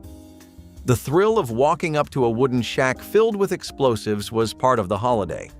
Parents often turned a blind eye. Some even sent their kids to buy the fireworks while they got the grill ready. No ID, no rules, just the cash exchange and a paper bag full of sparks and danger. It was almost a childhood tradition to light fireworks with little or no adult supervision. Of course, accidents were common. Burns, lost fingers, and neighborhood fires were part of the risk, but the culture shrugged it off as kids being kids. By today's standards, the idea of handing powerful fireworks to unsupervised children feels reckless, but in the 1980s, it was normal. Looking back, it is both nostalgic and unsettling to remember how casually fireworks were sold to kids. The freedom felt exhilarating, but the danger was always one wrong move away. Do you remember clutching a bag of bottle rockets like it was treasure? Asbestos trivets and potholders were considered the ultimate in kitchen safety during the 1970s, promising to protect countertops and hands from even the hottest pans fresh off the stove. Families stacked them in drawers, hung them beside ovens, and used them daily without giving a single thought to what made these items so remarkably heat-resistant. The answer was asbestos, a mineral fiber that could withstand extreme temperatures but also released microscopic particles into the air with every use. Each time someone grabbed a potholder to lift a casserole or slid a trivet under a sizzling skillet, invisible fibers drifted through the kitchen into the lungs of everyone nearby. Children did homework at kitchen tables while parents cooked dinner inches away from materials now known to cause devastating respiratory diseases. The tragedy is that asbestos felt so safe, so perfectly suited for its purpose that questioning it seemed absurd. When the truth emerged and bans swept through households, people were horrified to realize they had been protecting their hands while slowly harming their lungs. Those trivets became symbols of how easily danger can disguise itself as convenience. Phenol-based toilet bowl cleaners promised the deepest clean a bathroom could achieve, and families in the 1970s trusted them to destroy every germ lurking beneath the rim. The liquid poured out thick and pungent, swirling through the water with a chemical intensity that made scrubbing feel almost unnecessary. People believed that the stronger the smell, the harder the product was working, and these cleaners delivered a scent powerful enough to sting the eyes. Parents kept bottles under sinks within easy reach, never imagining that the very strength they prized could turn dangerous in an instant. Phenol burned skin on contact, released fumes that irritated lungs, and posed serious risks if accidentally swallowed or splashed. Children who wandered into bathrooms sometimes encountered spills or residue left behind on seats. Emergency rooms treated chemical burns and poisoning cases linked directly to these products. When regulators finally restricted phenol concentrations and banned the harshest formulas, families were forced to reconsider what clean really meant. The memory of those powerful cleaners lingers as a reminder that effective does not always mean safe. It cost nothing to say one sentence, but it made Calvin Klein a fortune. In 1980, 15-year-old Brooke Shields looked into Richard Avedon's camera and delivered a line that would define boundary-free advertising for a decade. "You want to know what comes between me and my Calvins? Nothing." CBS and ABC refused to air the spot. Reverend Donald Wildman of the National Federation for Decency called for a nationwide boycott, accusing the brand of exploiting a minor for profit. Shields later told Vogue she did not understand the innuendo at the time and was blindsided by the backlash. None of it mattered to the bottom line. Klein moved over 200,000 pairs of jeans in a single week. Shields was dropped after 1 year, not because of the scandal, but because the designer wanted his name on the product, not hers. The commercial that would trigger an immediate FTC investigation today was, in 1980, just another ad buy. Dichlorvos pest strips, also called no pest strips, hung in kitchens, bedrooms, basements, and even nurseries, sold as a hands-free way to keep insects away without sprays or traps. People loved how easy they were. Just hang a strip, forget about it, and let it silently do its work for weeks at a time. Grandparents trusted these bright yellow strips like invisible shields, believing they made their homes cleaner and safer. But that same vapor did not stop at insects. It drifted through the air into every breath people took, carrying a chemical that affected the nervous system. Children, pets, and older adults absorbed it the most, often without any symptoms until the damage had already begun. Once regulators understood how dangerous constant exposure was, especially in enclosed rooms, they banned the strips from household use.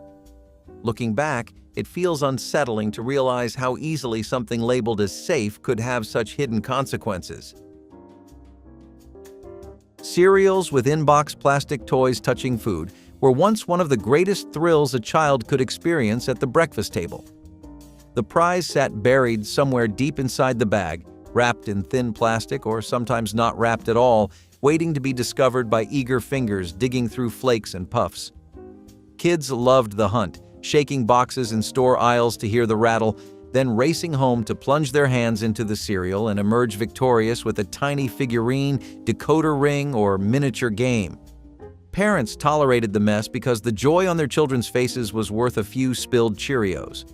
But what nobody considered was how those small plastic parts could break, chip, or detach, turning a harmless prize into a choking hazard sitting inches from a child's mouth.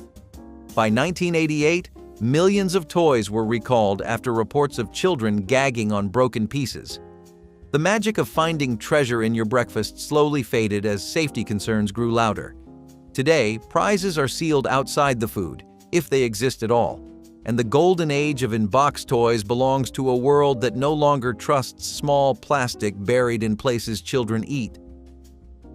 The early 2000s gave us something truly wild, Original Four Loko. It was the drink that seemed like it broke every rule in the book.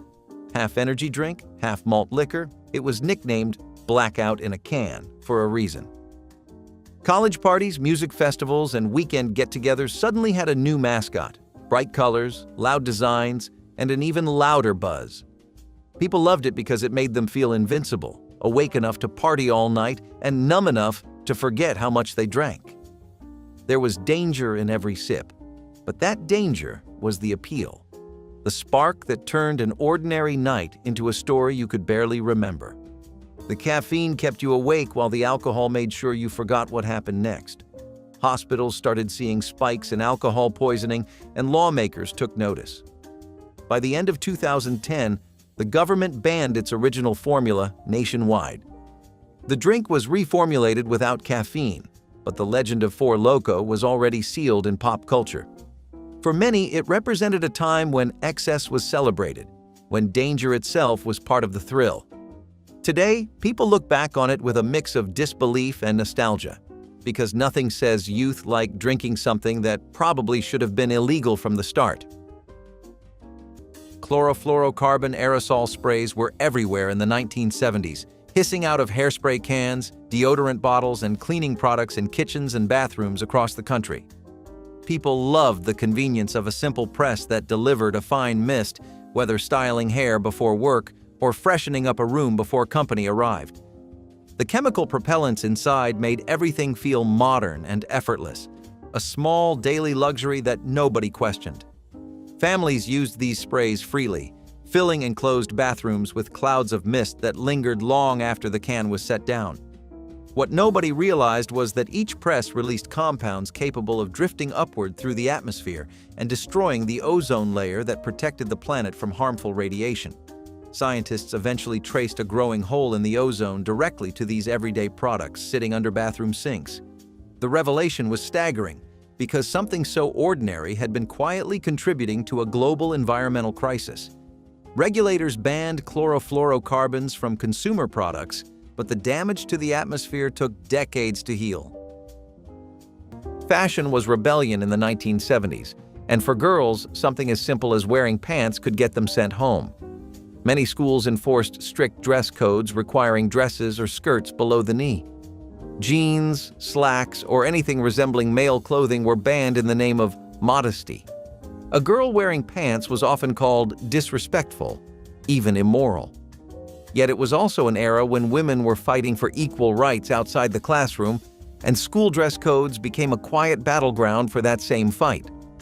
Some girls refused to change, others were suspended, and a few made local headlines for challenging the rules. When these codes finally started to fall away, it was not because schools suddenly became modern. It was because students refused to back down. What was once labeled inappropriate became a symbol of progress. Trans-fat snack cakes and cookies were the darlings of the 1980s snack aisle, wrapped in cellophane and stacked in lunchboxes like treasures waiting to be unwrapped at recess or after school. Cream-filled cakes, chocolate-coated cookies, and frosted pastries lined store shelves in colorful boxes with promises of sweetness that seemed endless and affordable for every family budget. Parents packed them for school lunches, tucked them into picnic baskets, and kept boxes stashed in pantries for after-dinner treats that made everyone smile. What made these snacks so irresistible was partially hydrogenated oil, a substance that gave them an impossibly long shelf life and a texture that felt almost too perfect to be real. Nobody questioned why a cake could sit for months without going stale, or why frosting stayed smooth even after weeks in the cabinet. The truth was that trans fats clogged arteries, raised bad cholesterol, and contributed to heart disease in ways no one fully understood until decades later. When the FDA finally banned artificial trans fats from the food supply entirely, the snack cakes that shaped a generation quietly disappeared from shelves forever. Carrying knives and sharp objects in carry-on bags was completely unremarkable in the 1970s, when pocket knives were considered practical tools rather than potential threats. Business travelers kept small blades tucked beside pens and notepads, using them to open packages or cut loose threads. Families packed Swiss Army knives for camping trips, tossing them into bags without worrying whether security might object. The idea that someone could weaponize an everyday tool felt distant and almost paranoid. Inspectors glanced at bags quickly, waving travelers through with minimal fuss because the focus was keeping lines moving rather than examining every item. Nail clippers, scissors, and letter openers passed through checkpoints alongside the knives without anyone blinking. People carried what they needed, trusting that fellow passengers posed no danger. The atmosphere felt relaxed, almost neighborly. Today, even the smallest blade triggers alarms and confiscation. Travelers learn quickly to leave sharp objects at home or face having them seized forever. The shift happened fast, driven by events that made the world rethink what belonged inside an aircraft cabin. In 1960, the FDA approved Obitrol, a capsule containing a mixture of amphetamine salts, including methamphetamine, as a prescription treatment for obesity. Doctors handed it to housewives the way they handed out aspirin. But the real madness was the rainbow pills. Patients walked into specialized obesity clinics and left with a personalized cocktail of brightly colored capsules, amphetamines to kill the appetite, thyroid hormone to accelerate metabolism, digitalis to increase heart rate, barbiturates to offset the jitters, and laxatives to flush everything through. One dispensing diet doctor paid $71 for 100,000 amphetamine tablets and sold them for $12,000. By 1962, American pharmaceutical companies were producing 8 billion amphetamine tablets per year. The weight came off. So did years of cardiac health. The Controlled Substances Act of 1971 finally slowed the pipeline, but not before an entire generation of women had been chemically wired to a scale. Polyester was the fabric of the future, shiny, smooth, and effortlessly modern. In the 1970s, it covered everything from clothing to home decor. When polyester curtains hit the market, homeowners fell in love. They looked elegant, never needed ironing, and came in every color imaginable. But there was a hidden problem. Polyester burns fast and hot. A single spark from a candle, a brush against a space heater, or even a cigarette could turn them into a sheet of fire. Magazines called them the miracle of modern fibers, celebrating their durability and low maintenance, but left out the fact that once they caught fire, they melted onto skin. The chemical smell of burning polyester haunted firefighters and emergency rooms alike. It was fashion and function turned fatal under the glow of a single match. Reports of sudden household blazes started surfacing, each one eerily similar. The wrinkle-free revolution had quietly introduced a new kind of danger. Yet companies rarely mentioned that part in their glossy catalogs. People wanted convenience, and they got it, along with a risk they never saw coming.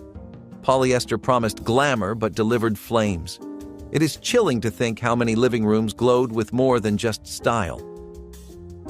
In the 1980s, riding in the back of a pickup truck was not just transportation.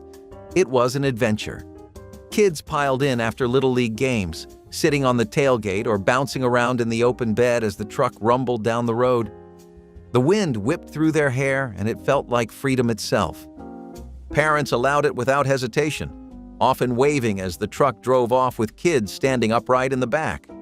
Weekend parades, church picnics, and neighborhood gatherings all featured lines of trucks filled with children laughing and waving. Safety was barely an afterthought. Of course, the risks were immense. One sharp turn or sudden stop could throw passengers onto the pavement. But in the 1980s, the focus was on fun and togetherness, not potential accidents. It was simply how kids got around, especially in rural communities. Today, laws forbid it in most places, but the memory of riding in the back of a truck under a summer sky is hard to forget. Do you remember gripping the side of a pickup bed, laughing as the world sped by? Mercury meat thermometers were the trusted companions of every serious home cook in the 1970s, their slender glass tubes and silver liquid columns promising perfectly roasted turkeys and safely cooked roasts. Families inserted them into holiday birds, Sunday hams, and weeknight chickens, watching the mercury rise with the confidence that came from believing science had made cooking foolproof. What nobody considered was what happened when these fragile instruments broke. A simple bump against a pot lid or a careless toss into a sink could shatter the glass and release mercury droplets that scattered across countertops and floors. This toxic metal did not simply wipe away. It pooled in cracks, evaporated slowly into kitchen air, and clung to surfaces in ways that made complete cleanup nearly impossible. Families unknowingly prepared meals in contaminated kitchens for weeks after accidents they barely noticed. When safer alternatives became available and regulators recognized the residential dangers, mercury thermometers were pulled from store shelves. The precision those silver columns promised came with a price nobody realized they were paying. Carbon tetrachloride spot removers were kept in bathroom cabinets throughout the 1970s, ready to tackle stubborn stains on clothes and tiles at a moment's notice. The liquid worked fast, dissolving grease and grime with an efficiency that seemed almost magical. People dabbed it onto collars, rubbed it into towels, and used it to clean bathroom fixtures without protective gloves or ventilation. The sharp chemical smell filled small bathrooms quickly, but nobody connected that odor to any real danger. Carbon tetrachloride evaporated into the air and entered the body through skin contact and inhalation, quietly damaging the liver and kidneys with every exposure. Families stored these bottles beside medicine and personal care products, never suspecting that a single container held something so hazardous. When researchers documented the serious health effects of repeated exposure, regulators moved to ban the chemical from consumer products entirely. Today, carbon tetrachloride is classified as a probable carcinogen, and its presence in old bathroom cabinets serves as a chilling reminder of how casually dangerous substances were once handled. Long before a cartoon camel targeted kids, real physicians did the selling on camera.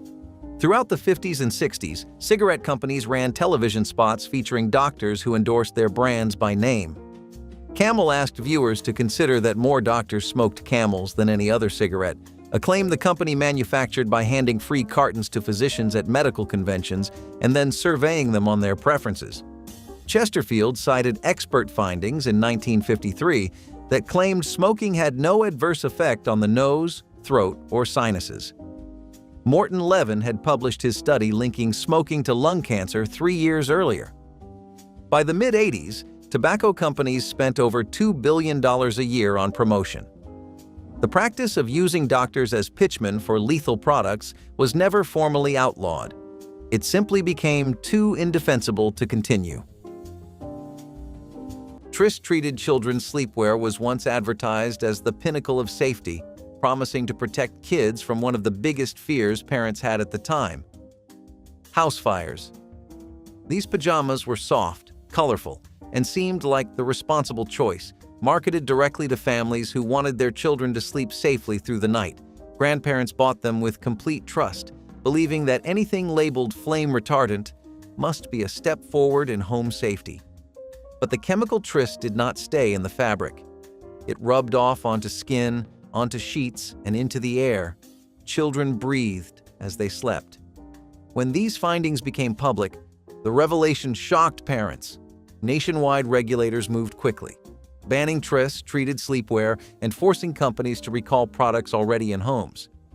Those pajamas became one of the most infamous examples of how good intentions can lead to dangerous mistakes. Cereals preserved with unregulated BHA levels were quietly sitting in pantries across America throughout the 1980s, their freshness protected by a chemical that would later become one of the most debated food additives in history. Butylated hydroxyanisole kept fats from going rancid, extending shelf life in ways that made mass production profitable and convenient. Families appreciated that their cereal stayed crispy for weeks without developing strange tastes or smells. Nobody thought twice about an ingredient listed in tiny print that sounded scientific and harmless, but researchers in Europe and Japan began raising serious questions about whether BHA might be carcinogenic, especially at levels that accumulated through daily consumption. The United States allowed far higher concentrations than other countries, and parents had no way of knowing they were feeding their children something regulators elsewhere had restricted. Looking back, it is troubling to realize how casually these preservatives entered the food supply and how long it took for anyone to demand better oversight. The cereal stayed fresh, but the questions about what it cost lingered much longer. Before there was a health craze about energy drinks, there were sodas laced with brominated vegetable oil, better known as BVO. Found in citrus favorites like Mountain Dew and Sundrop, it was used to keep the flavor evenly mixed. For decades, nobody questioned it. Kids chugged neon green sodas at arcades, parents packed them into lunchboxes, and commercials promised unstoppable energy. It was the soda of summer vacations, backyard barbecues, and glowing green tongues. People had no idea that the same ingredient keeping the citrus oil afloat was slowly building up in their bodies over time. Then scientists revealed that bromine, one of the elements in BVO, could build up in the human body and cause serious health problems. Suddenly, the familiar fizz turned into fear. The Food and Drug Administration banned its use, forcing companies to change their recipes. But for people who grew up in the 80s and 90s, that old taste still lingers in memory. It was sharp, tangy, and just a bit radioactive in color, like drinking liquid lightning from a bottle. It was the flavor of youth, risk, and everything that felt a little too extreme for its own good. Mercury thermometers were a fixture in every medicine cabinet during the 1970s. Their slender glass tubes and silver lines considered the most reliable way to check a fever. Parents shook them with practiced flicks of the wrist, placed them under children's tongues, and watched the mercury rise with a mix of worry and hope. The thermometers felt precise, scientific, and completely trustworthy, passed down through families like small instruments of care. Nobody thought twice about the silvery liquid inside, even when a thermometer cracked and tiny beads of mercury rolled across bathroom counters. Children chased the shimmering droplets, poking at them with curious fingers while parents swept the mess away without gloves or concern. What families did not understand was that mercury vapor could fill a room invisibly, entering lungs and accumulating in bodies with every breath. The metal never left once it entered, building up slowly and causing damage that sometimes took years to surface. When health officials recognized the danger, regulations pulled mercury thermometers from stores and urged families to dispose of old ones safely. Hair became another target of control, especially for boys. If your hair touched your collar or ears, you risked suspension or public humiliation. Principals would walk the halls with rulers, checking length against the dress code. Long hair was seen as a threat, a sign of rebellion, nonconformity, or even moral weakness. Some schools kept scissors in the office to fix violations on the spot. For many students, hair became a quiet protest against authority, a way to express individuality when few other options existed. Parents argued with schools, but change came slowly. The hair wars of the 1970s were about more than style. They were about identity, freedom, and the right to be different in a system built to make everyone the same. Potassium bromate, bread and rolls sat in every kitchen bread box in the 1980s, sliced thick for sandwiches and toasted golden for breakfast every morning of the week. Families trusted these loaves without hesitation, spreading butter and jam across surfaces so soft they felt almost cloud-like beneath the knife. Bakeries and commercial bread companies loved potassium bromate because it made dough rise higher, created a finer crumb texture, and produced a finished product that looked bakery perfect every time it came out of the oven. Nobody asked what made the bread so impossibly fluffy or why it held together so well during slicing when homemade loaves crumbled at the slightest touch. The secret ingredient was a dough conditioner that researchers would later classify as a probable carcinogen after years of mounting evidence. Studies linked potassium bromate to kidney damage and tumor growth, especially when bread was not baked at high enough temperatures to break down the chemical completely. When countries around the world began banning it from their food supplies, American families were stunned to learn that their morning toast had carried risks nobody discussed at the table. Meeting loved ones directly at the departure gate was one of the most emotional rituals of air travel in the 1970s, when families walked together through terminals until the very last moment before boarding began. Parents hugged their children at the gate entrance, grandparents waved through windows as planes pulled away, and couples shared long embraces in full view of other passengers waiting nearby. Nobody needed a ticket to enter the terminal beyond the front doors. Security checkpoints existed, but they were brief and welcoming, treating everyone as guests rather than suspects. Friends arrived early just to sit with travelers and share a final cup of coffee before the flight. The gate area felt like an extension of the waiting room, filled with laughter, tears, and promises to write or call. It was a time when saying goodbye happened face to face, not through text messages sent from a distant curb. Today, only ticketed passengers pass beyond security, and loved ones wait in lobbies far removed from boarding. The intimate farewells that once defined departures have been replaced by sterile checkpoints prioritizing safety over sentiment. If the diet pills kept you wired during the day, the barbiturates were supposed to bring you down at night. Phenobarbital was the drug your family doctor prescribed for everything that could not be diagnosed: exam anxiety, wedding day nerves, a rough patch in a marriage, trouble sleeping after a move.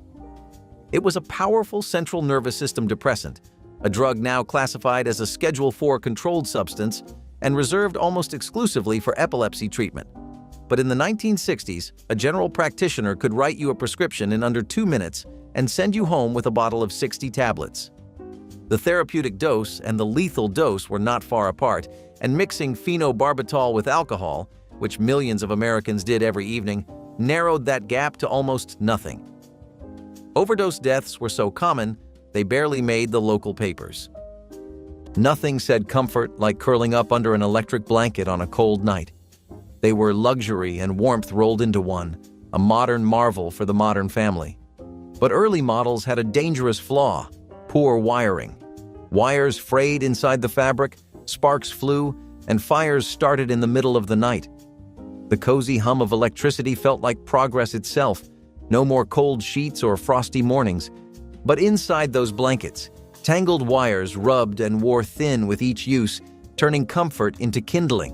One overheated coil could transform a peaceful night into a blaze that consumed the very bed it was meant to warm.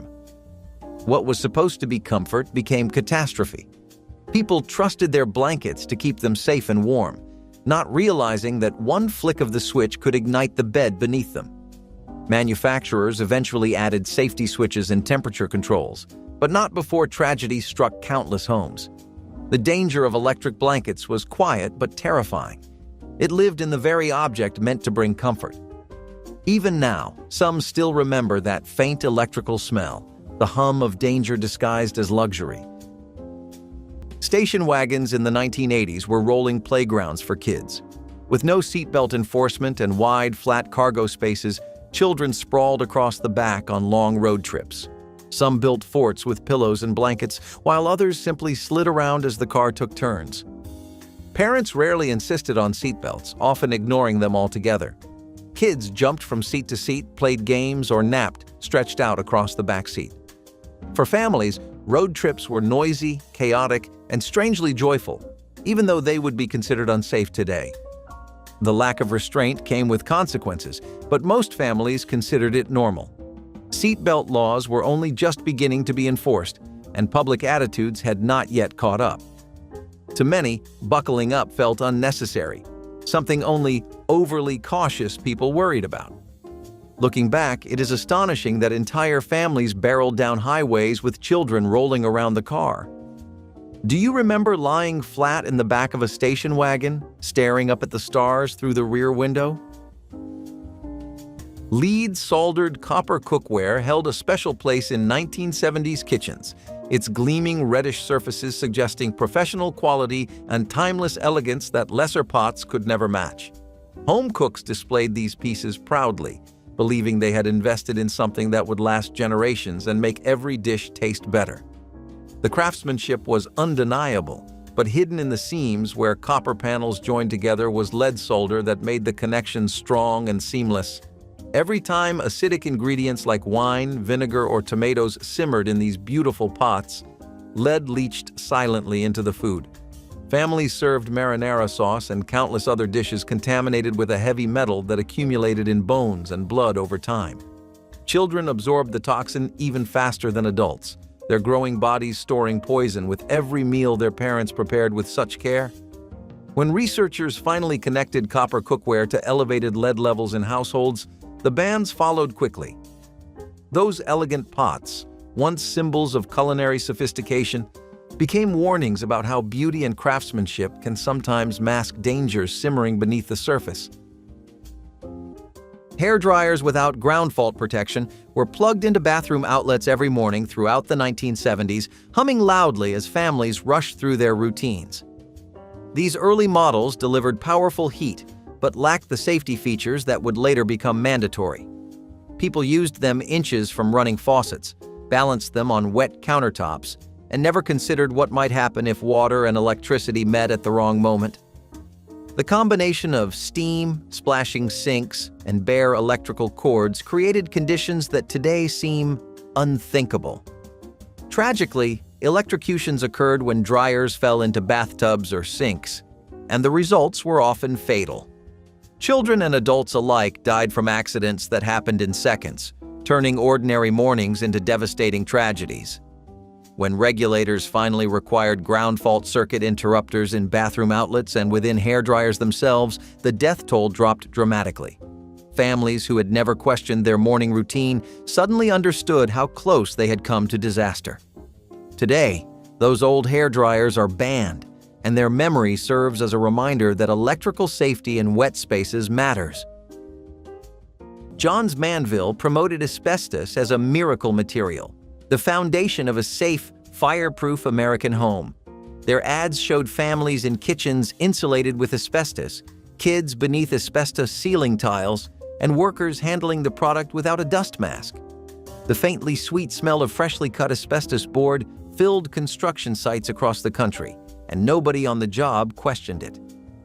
Internal correspondence unearthed during 70s and 80s lawsuits, known as the Sumner-Simpson Papers, revealed that executives had known for decades the material caused fatal lung disease. They discussed cancer risks in private memos while running public campaigns calling asbestos clean and modern. Dr. Irving Selikoff confirmed in the 1960s that exposure caused mesothelioma. The EPA issued a final rule banning most asbestos products in 1989, more than 40 years after the company's own scientists sounded the alarm. Lead-soldered canned foods were once a staple in every pantry, stacked in neat rows that promised long shelf life and simple meal prep during busy times. Grandparents relied on them for soups, vegetables, fruit, and even meats, believing that canned goods were one of the safest and most dependable food sources available. Families opened these cans daily, pouring their contents into pots without ever questioning how the can itself might affect the food. But lead does not stay put when it touches acidic ingredients like tomatoes or fruit juice. It slowly leaches into the food, turning a pantry staple into a silent source of contamination. Doctors eventually traced cases of lead poisoning back to these soldered cans, and regulators moved to eliminate lead from all food packaging. Suddenly, a trusted convenience became a symbol of hidden danger, a reminder that even the simplest products can carry risks no one expects today. Modern cans use safe materials, but the memory of those older designs still raises eyebrows. Cereals sweetened with cyclamate offered a calorie-free sweetness that seemed almost too good to be true in an era obsessed with convenience and flavor. This artificial sweetener had been banned in the United States in 1970, but imported cereals and products that slipped through regulatory cracks continued appearing on American shelves into the 80s. Parents trying to reduce sugar in their children's diets sometimes reached for these options without realizing cyclamate had been pulled from domestic production due to concerns about bladder cancer in laboratory animals. The sweetener blended seamlessly with other ingredients, making detection nearly impossible for anyone who did not scrutinize every label. Kids ate these cereals believing they were healthier alternatives, completely unaware that a banned substance was providing the sweetness they loved. Regulators struggled to monitor every imported product, and enforcement gaps allowed cyclamate to persist far longer than it should have. The morning cereal that once seemed like a smart choice now feels like a gamble nobody should have been asked to take. Long before energy drinks became common, Jolt Cola was already rewriting the rules of caffeine. Its slogan said it all the sugar and twice the caffeine. In the 80s, that made it the ultimate rebel's drink. It was for gamers, coders, students pulling all-nighters, and anyone who wanted to feel like they were living on the edge of exhaustion. It tasted like liquid chaos, sweet enough to jolt you awake and strong enough to make your hands tremble after a few cans. Parents hated it, which only made it more appealing. For teenagers, drinking Jolt was not about taste. It was about rebellion. Supermarkets stacked cases of it, and teenagers wore their Jolt pride like a badge of honor. But as caffeine limits tightened and parents grew concerned about hyperactive kids bouncing off the walls, the drink became a symbol of excess. Regulators started cracking down, and Jolt slowly disappeared from the mainstream. It did not vanish with a bang. It just fizzled away like the last sip of a flat cola. Still, those who remember that metallic sweetness and electric buzz can tell you, it was more than a drink. It was pure adrenaline in a can, and once you tried it, nothing else quite hit the same. Asbestos hair dryers were marketed as the sleek, modern solution for busy mornings in the 1970s, promising fast drying times and salon-quality results right in your own bathroom. Women held these devices inches from their faces, aiming warm air at damp hair while breathing in whatever drifted through the vents. The dryers hummed reliably, lasted for years, and felt like a small piece of progress in an era obsessed with convenience. Manufacturers used asbestos in the heating elements because the material resisted heat beautifully, never melting no matter how long the dryer ran. But that same heat loosened microscopic fibers that floated invisibly into the air with every use. Families had no idea that something designed to make mornings easier was quietly releasing particles capable of lodging permanently in lung tissue. Researchers later connected asbestos exposure to devastating respiratory diseases, including cancers that appeared decades after initial contact. When the truth emerged, the shock was immediate, because these were everyday tools sitting in bathroom drawers, used by mothers and grandmothers who trusted the brand names on the handles. Believe it or not, smoking was part of school culture. Many high schools had official smoking areas outdoors, complete with benches and ashtrays. Teachers would supervise or even join in during breaks. It was considered normal, a way to relax between classes. Cigarette companies marketed heavily to teens, and schools did little to discourage it. The smell of tobacco hung in hallways, on clothes, even in gym lockers. Parents accepted it as a phase, unaware of the health risks we now take for granted. By the late 1970s, as public health campaigns grew, these smoking courts began to disappear. But for years, they stood as a reminder that even in a place meant for learning, bad habits were sanctioned by the system itself. Sulfite-sprayed salad bar produce was one of the most trusted options in 1980s restaurants, sitting under sneeze guards with a freshness that seemed to last all day. People loaded their plates with crisp lettuce, bright tomatoes, and gleaming slices of cucumber, believing they were making the healthiest choice on the menu. What diners never saw was the chemical mist sprayed across the vegetables to keep them looking vibrant long after they should have wilted. Sulfites preserved color and crispness, but they also triggered severe allergic reactions in people who had no idea they were sensitive. Reports of breathing difficulties, anaphylactic shock, and even deaths began emerging from restaurant visits that should have been harmless. Regulators eventually required warning labels and banned sulfite use on fresh produce meant for raw consumption. The salad bars that once represented healthy eating became symbols of hidden preservation chemicals that put unsuspecting diners at serious risk. What looked like farm-fresh produce was actually coated with something that could stop a person from breathing. Walking around freely during takeoff and landing was something passengers did without much concern in the 1970s, treating the cabin like a living room where movement was a personal choice. People stood to grab items from overhead bins, stretched their legs in the aisle, and chatted with friends seated rows away while the plane climbed or descended. Flight attendants reminded travelers to sit, but enforcement was gentle, almost apologetic. Parents let children wander to visit relatives in other sections, and businessmen stood adjusting luggage even as the wheels left the runway. The aircraft shook and tilted, yet passengers seemed unbothered by the physics of flight that made standing dangerous. Pilots made announcements about seatbelts, but the tone suggested suggestions rather than commands. It was an era of personal responsibility, where individuals decided their own comfort and risk. Today, seatbelt signs mean exactly what they say.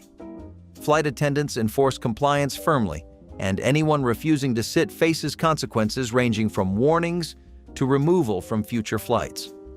The casual strolls that once felt harmless have been redefined as safety violations.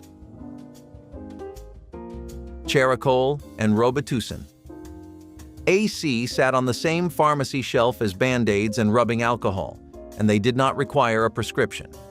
These cherry-flavored cough syrups contained codeine, an opioid derived from the same poppy plant as morphine, blended with a generous pour of grain alcohol. When cold season hit a household, parents dosed the entire family from the same bottle, spooning it into children as young as 3 or 4 years old. The codeine suppressed the cough by acting directly on the brain's cough center, and the alcohol ensured that everyone slept deeply whether they needed to or not. Nobody called it what it was: an opioid sedative mixed with liquor, dispensed to minors without medical supervision. It was not until the late 1970s that the FDA began restricting codeine-containing cough preparations, and some formulations remained available without a prescription well into the 1990s. From the pharmacy shelf to the banned list, all 60 of them. Some disappeared quietly, others made the evening news on the way out. If you remember any of these sitting in your family's medicine cabinet, share which one in the comments. And if this brought back a few memories, hit subscribe so you do not miss the next one.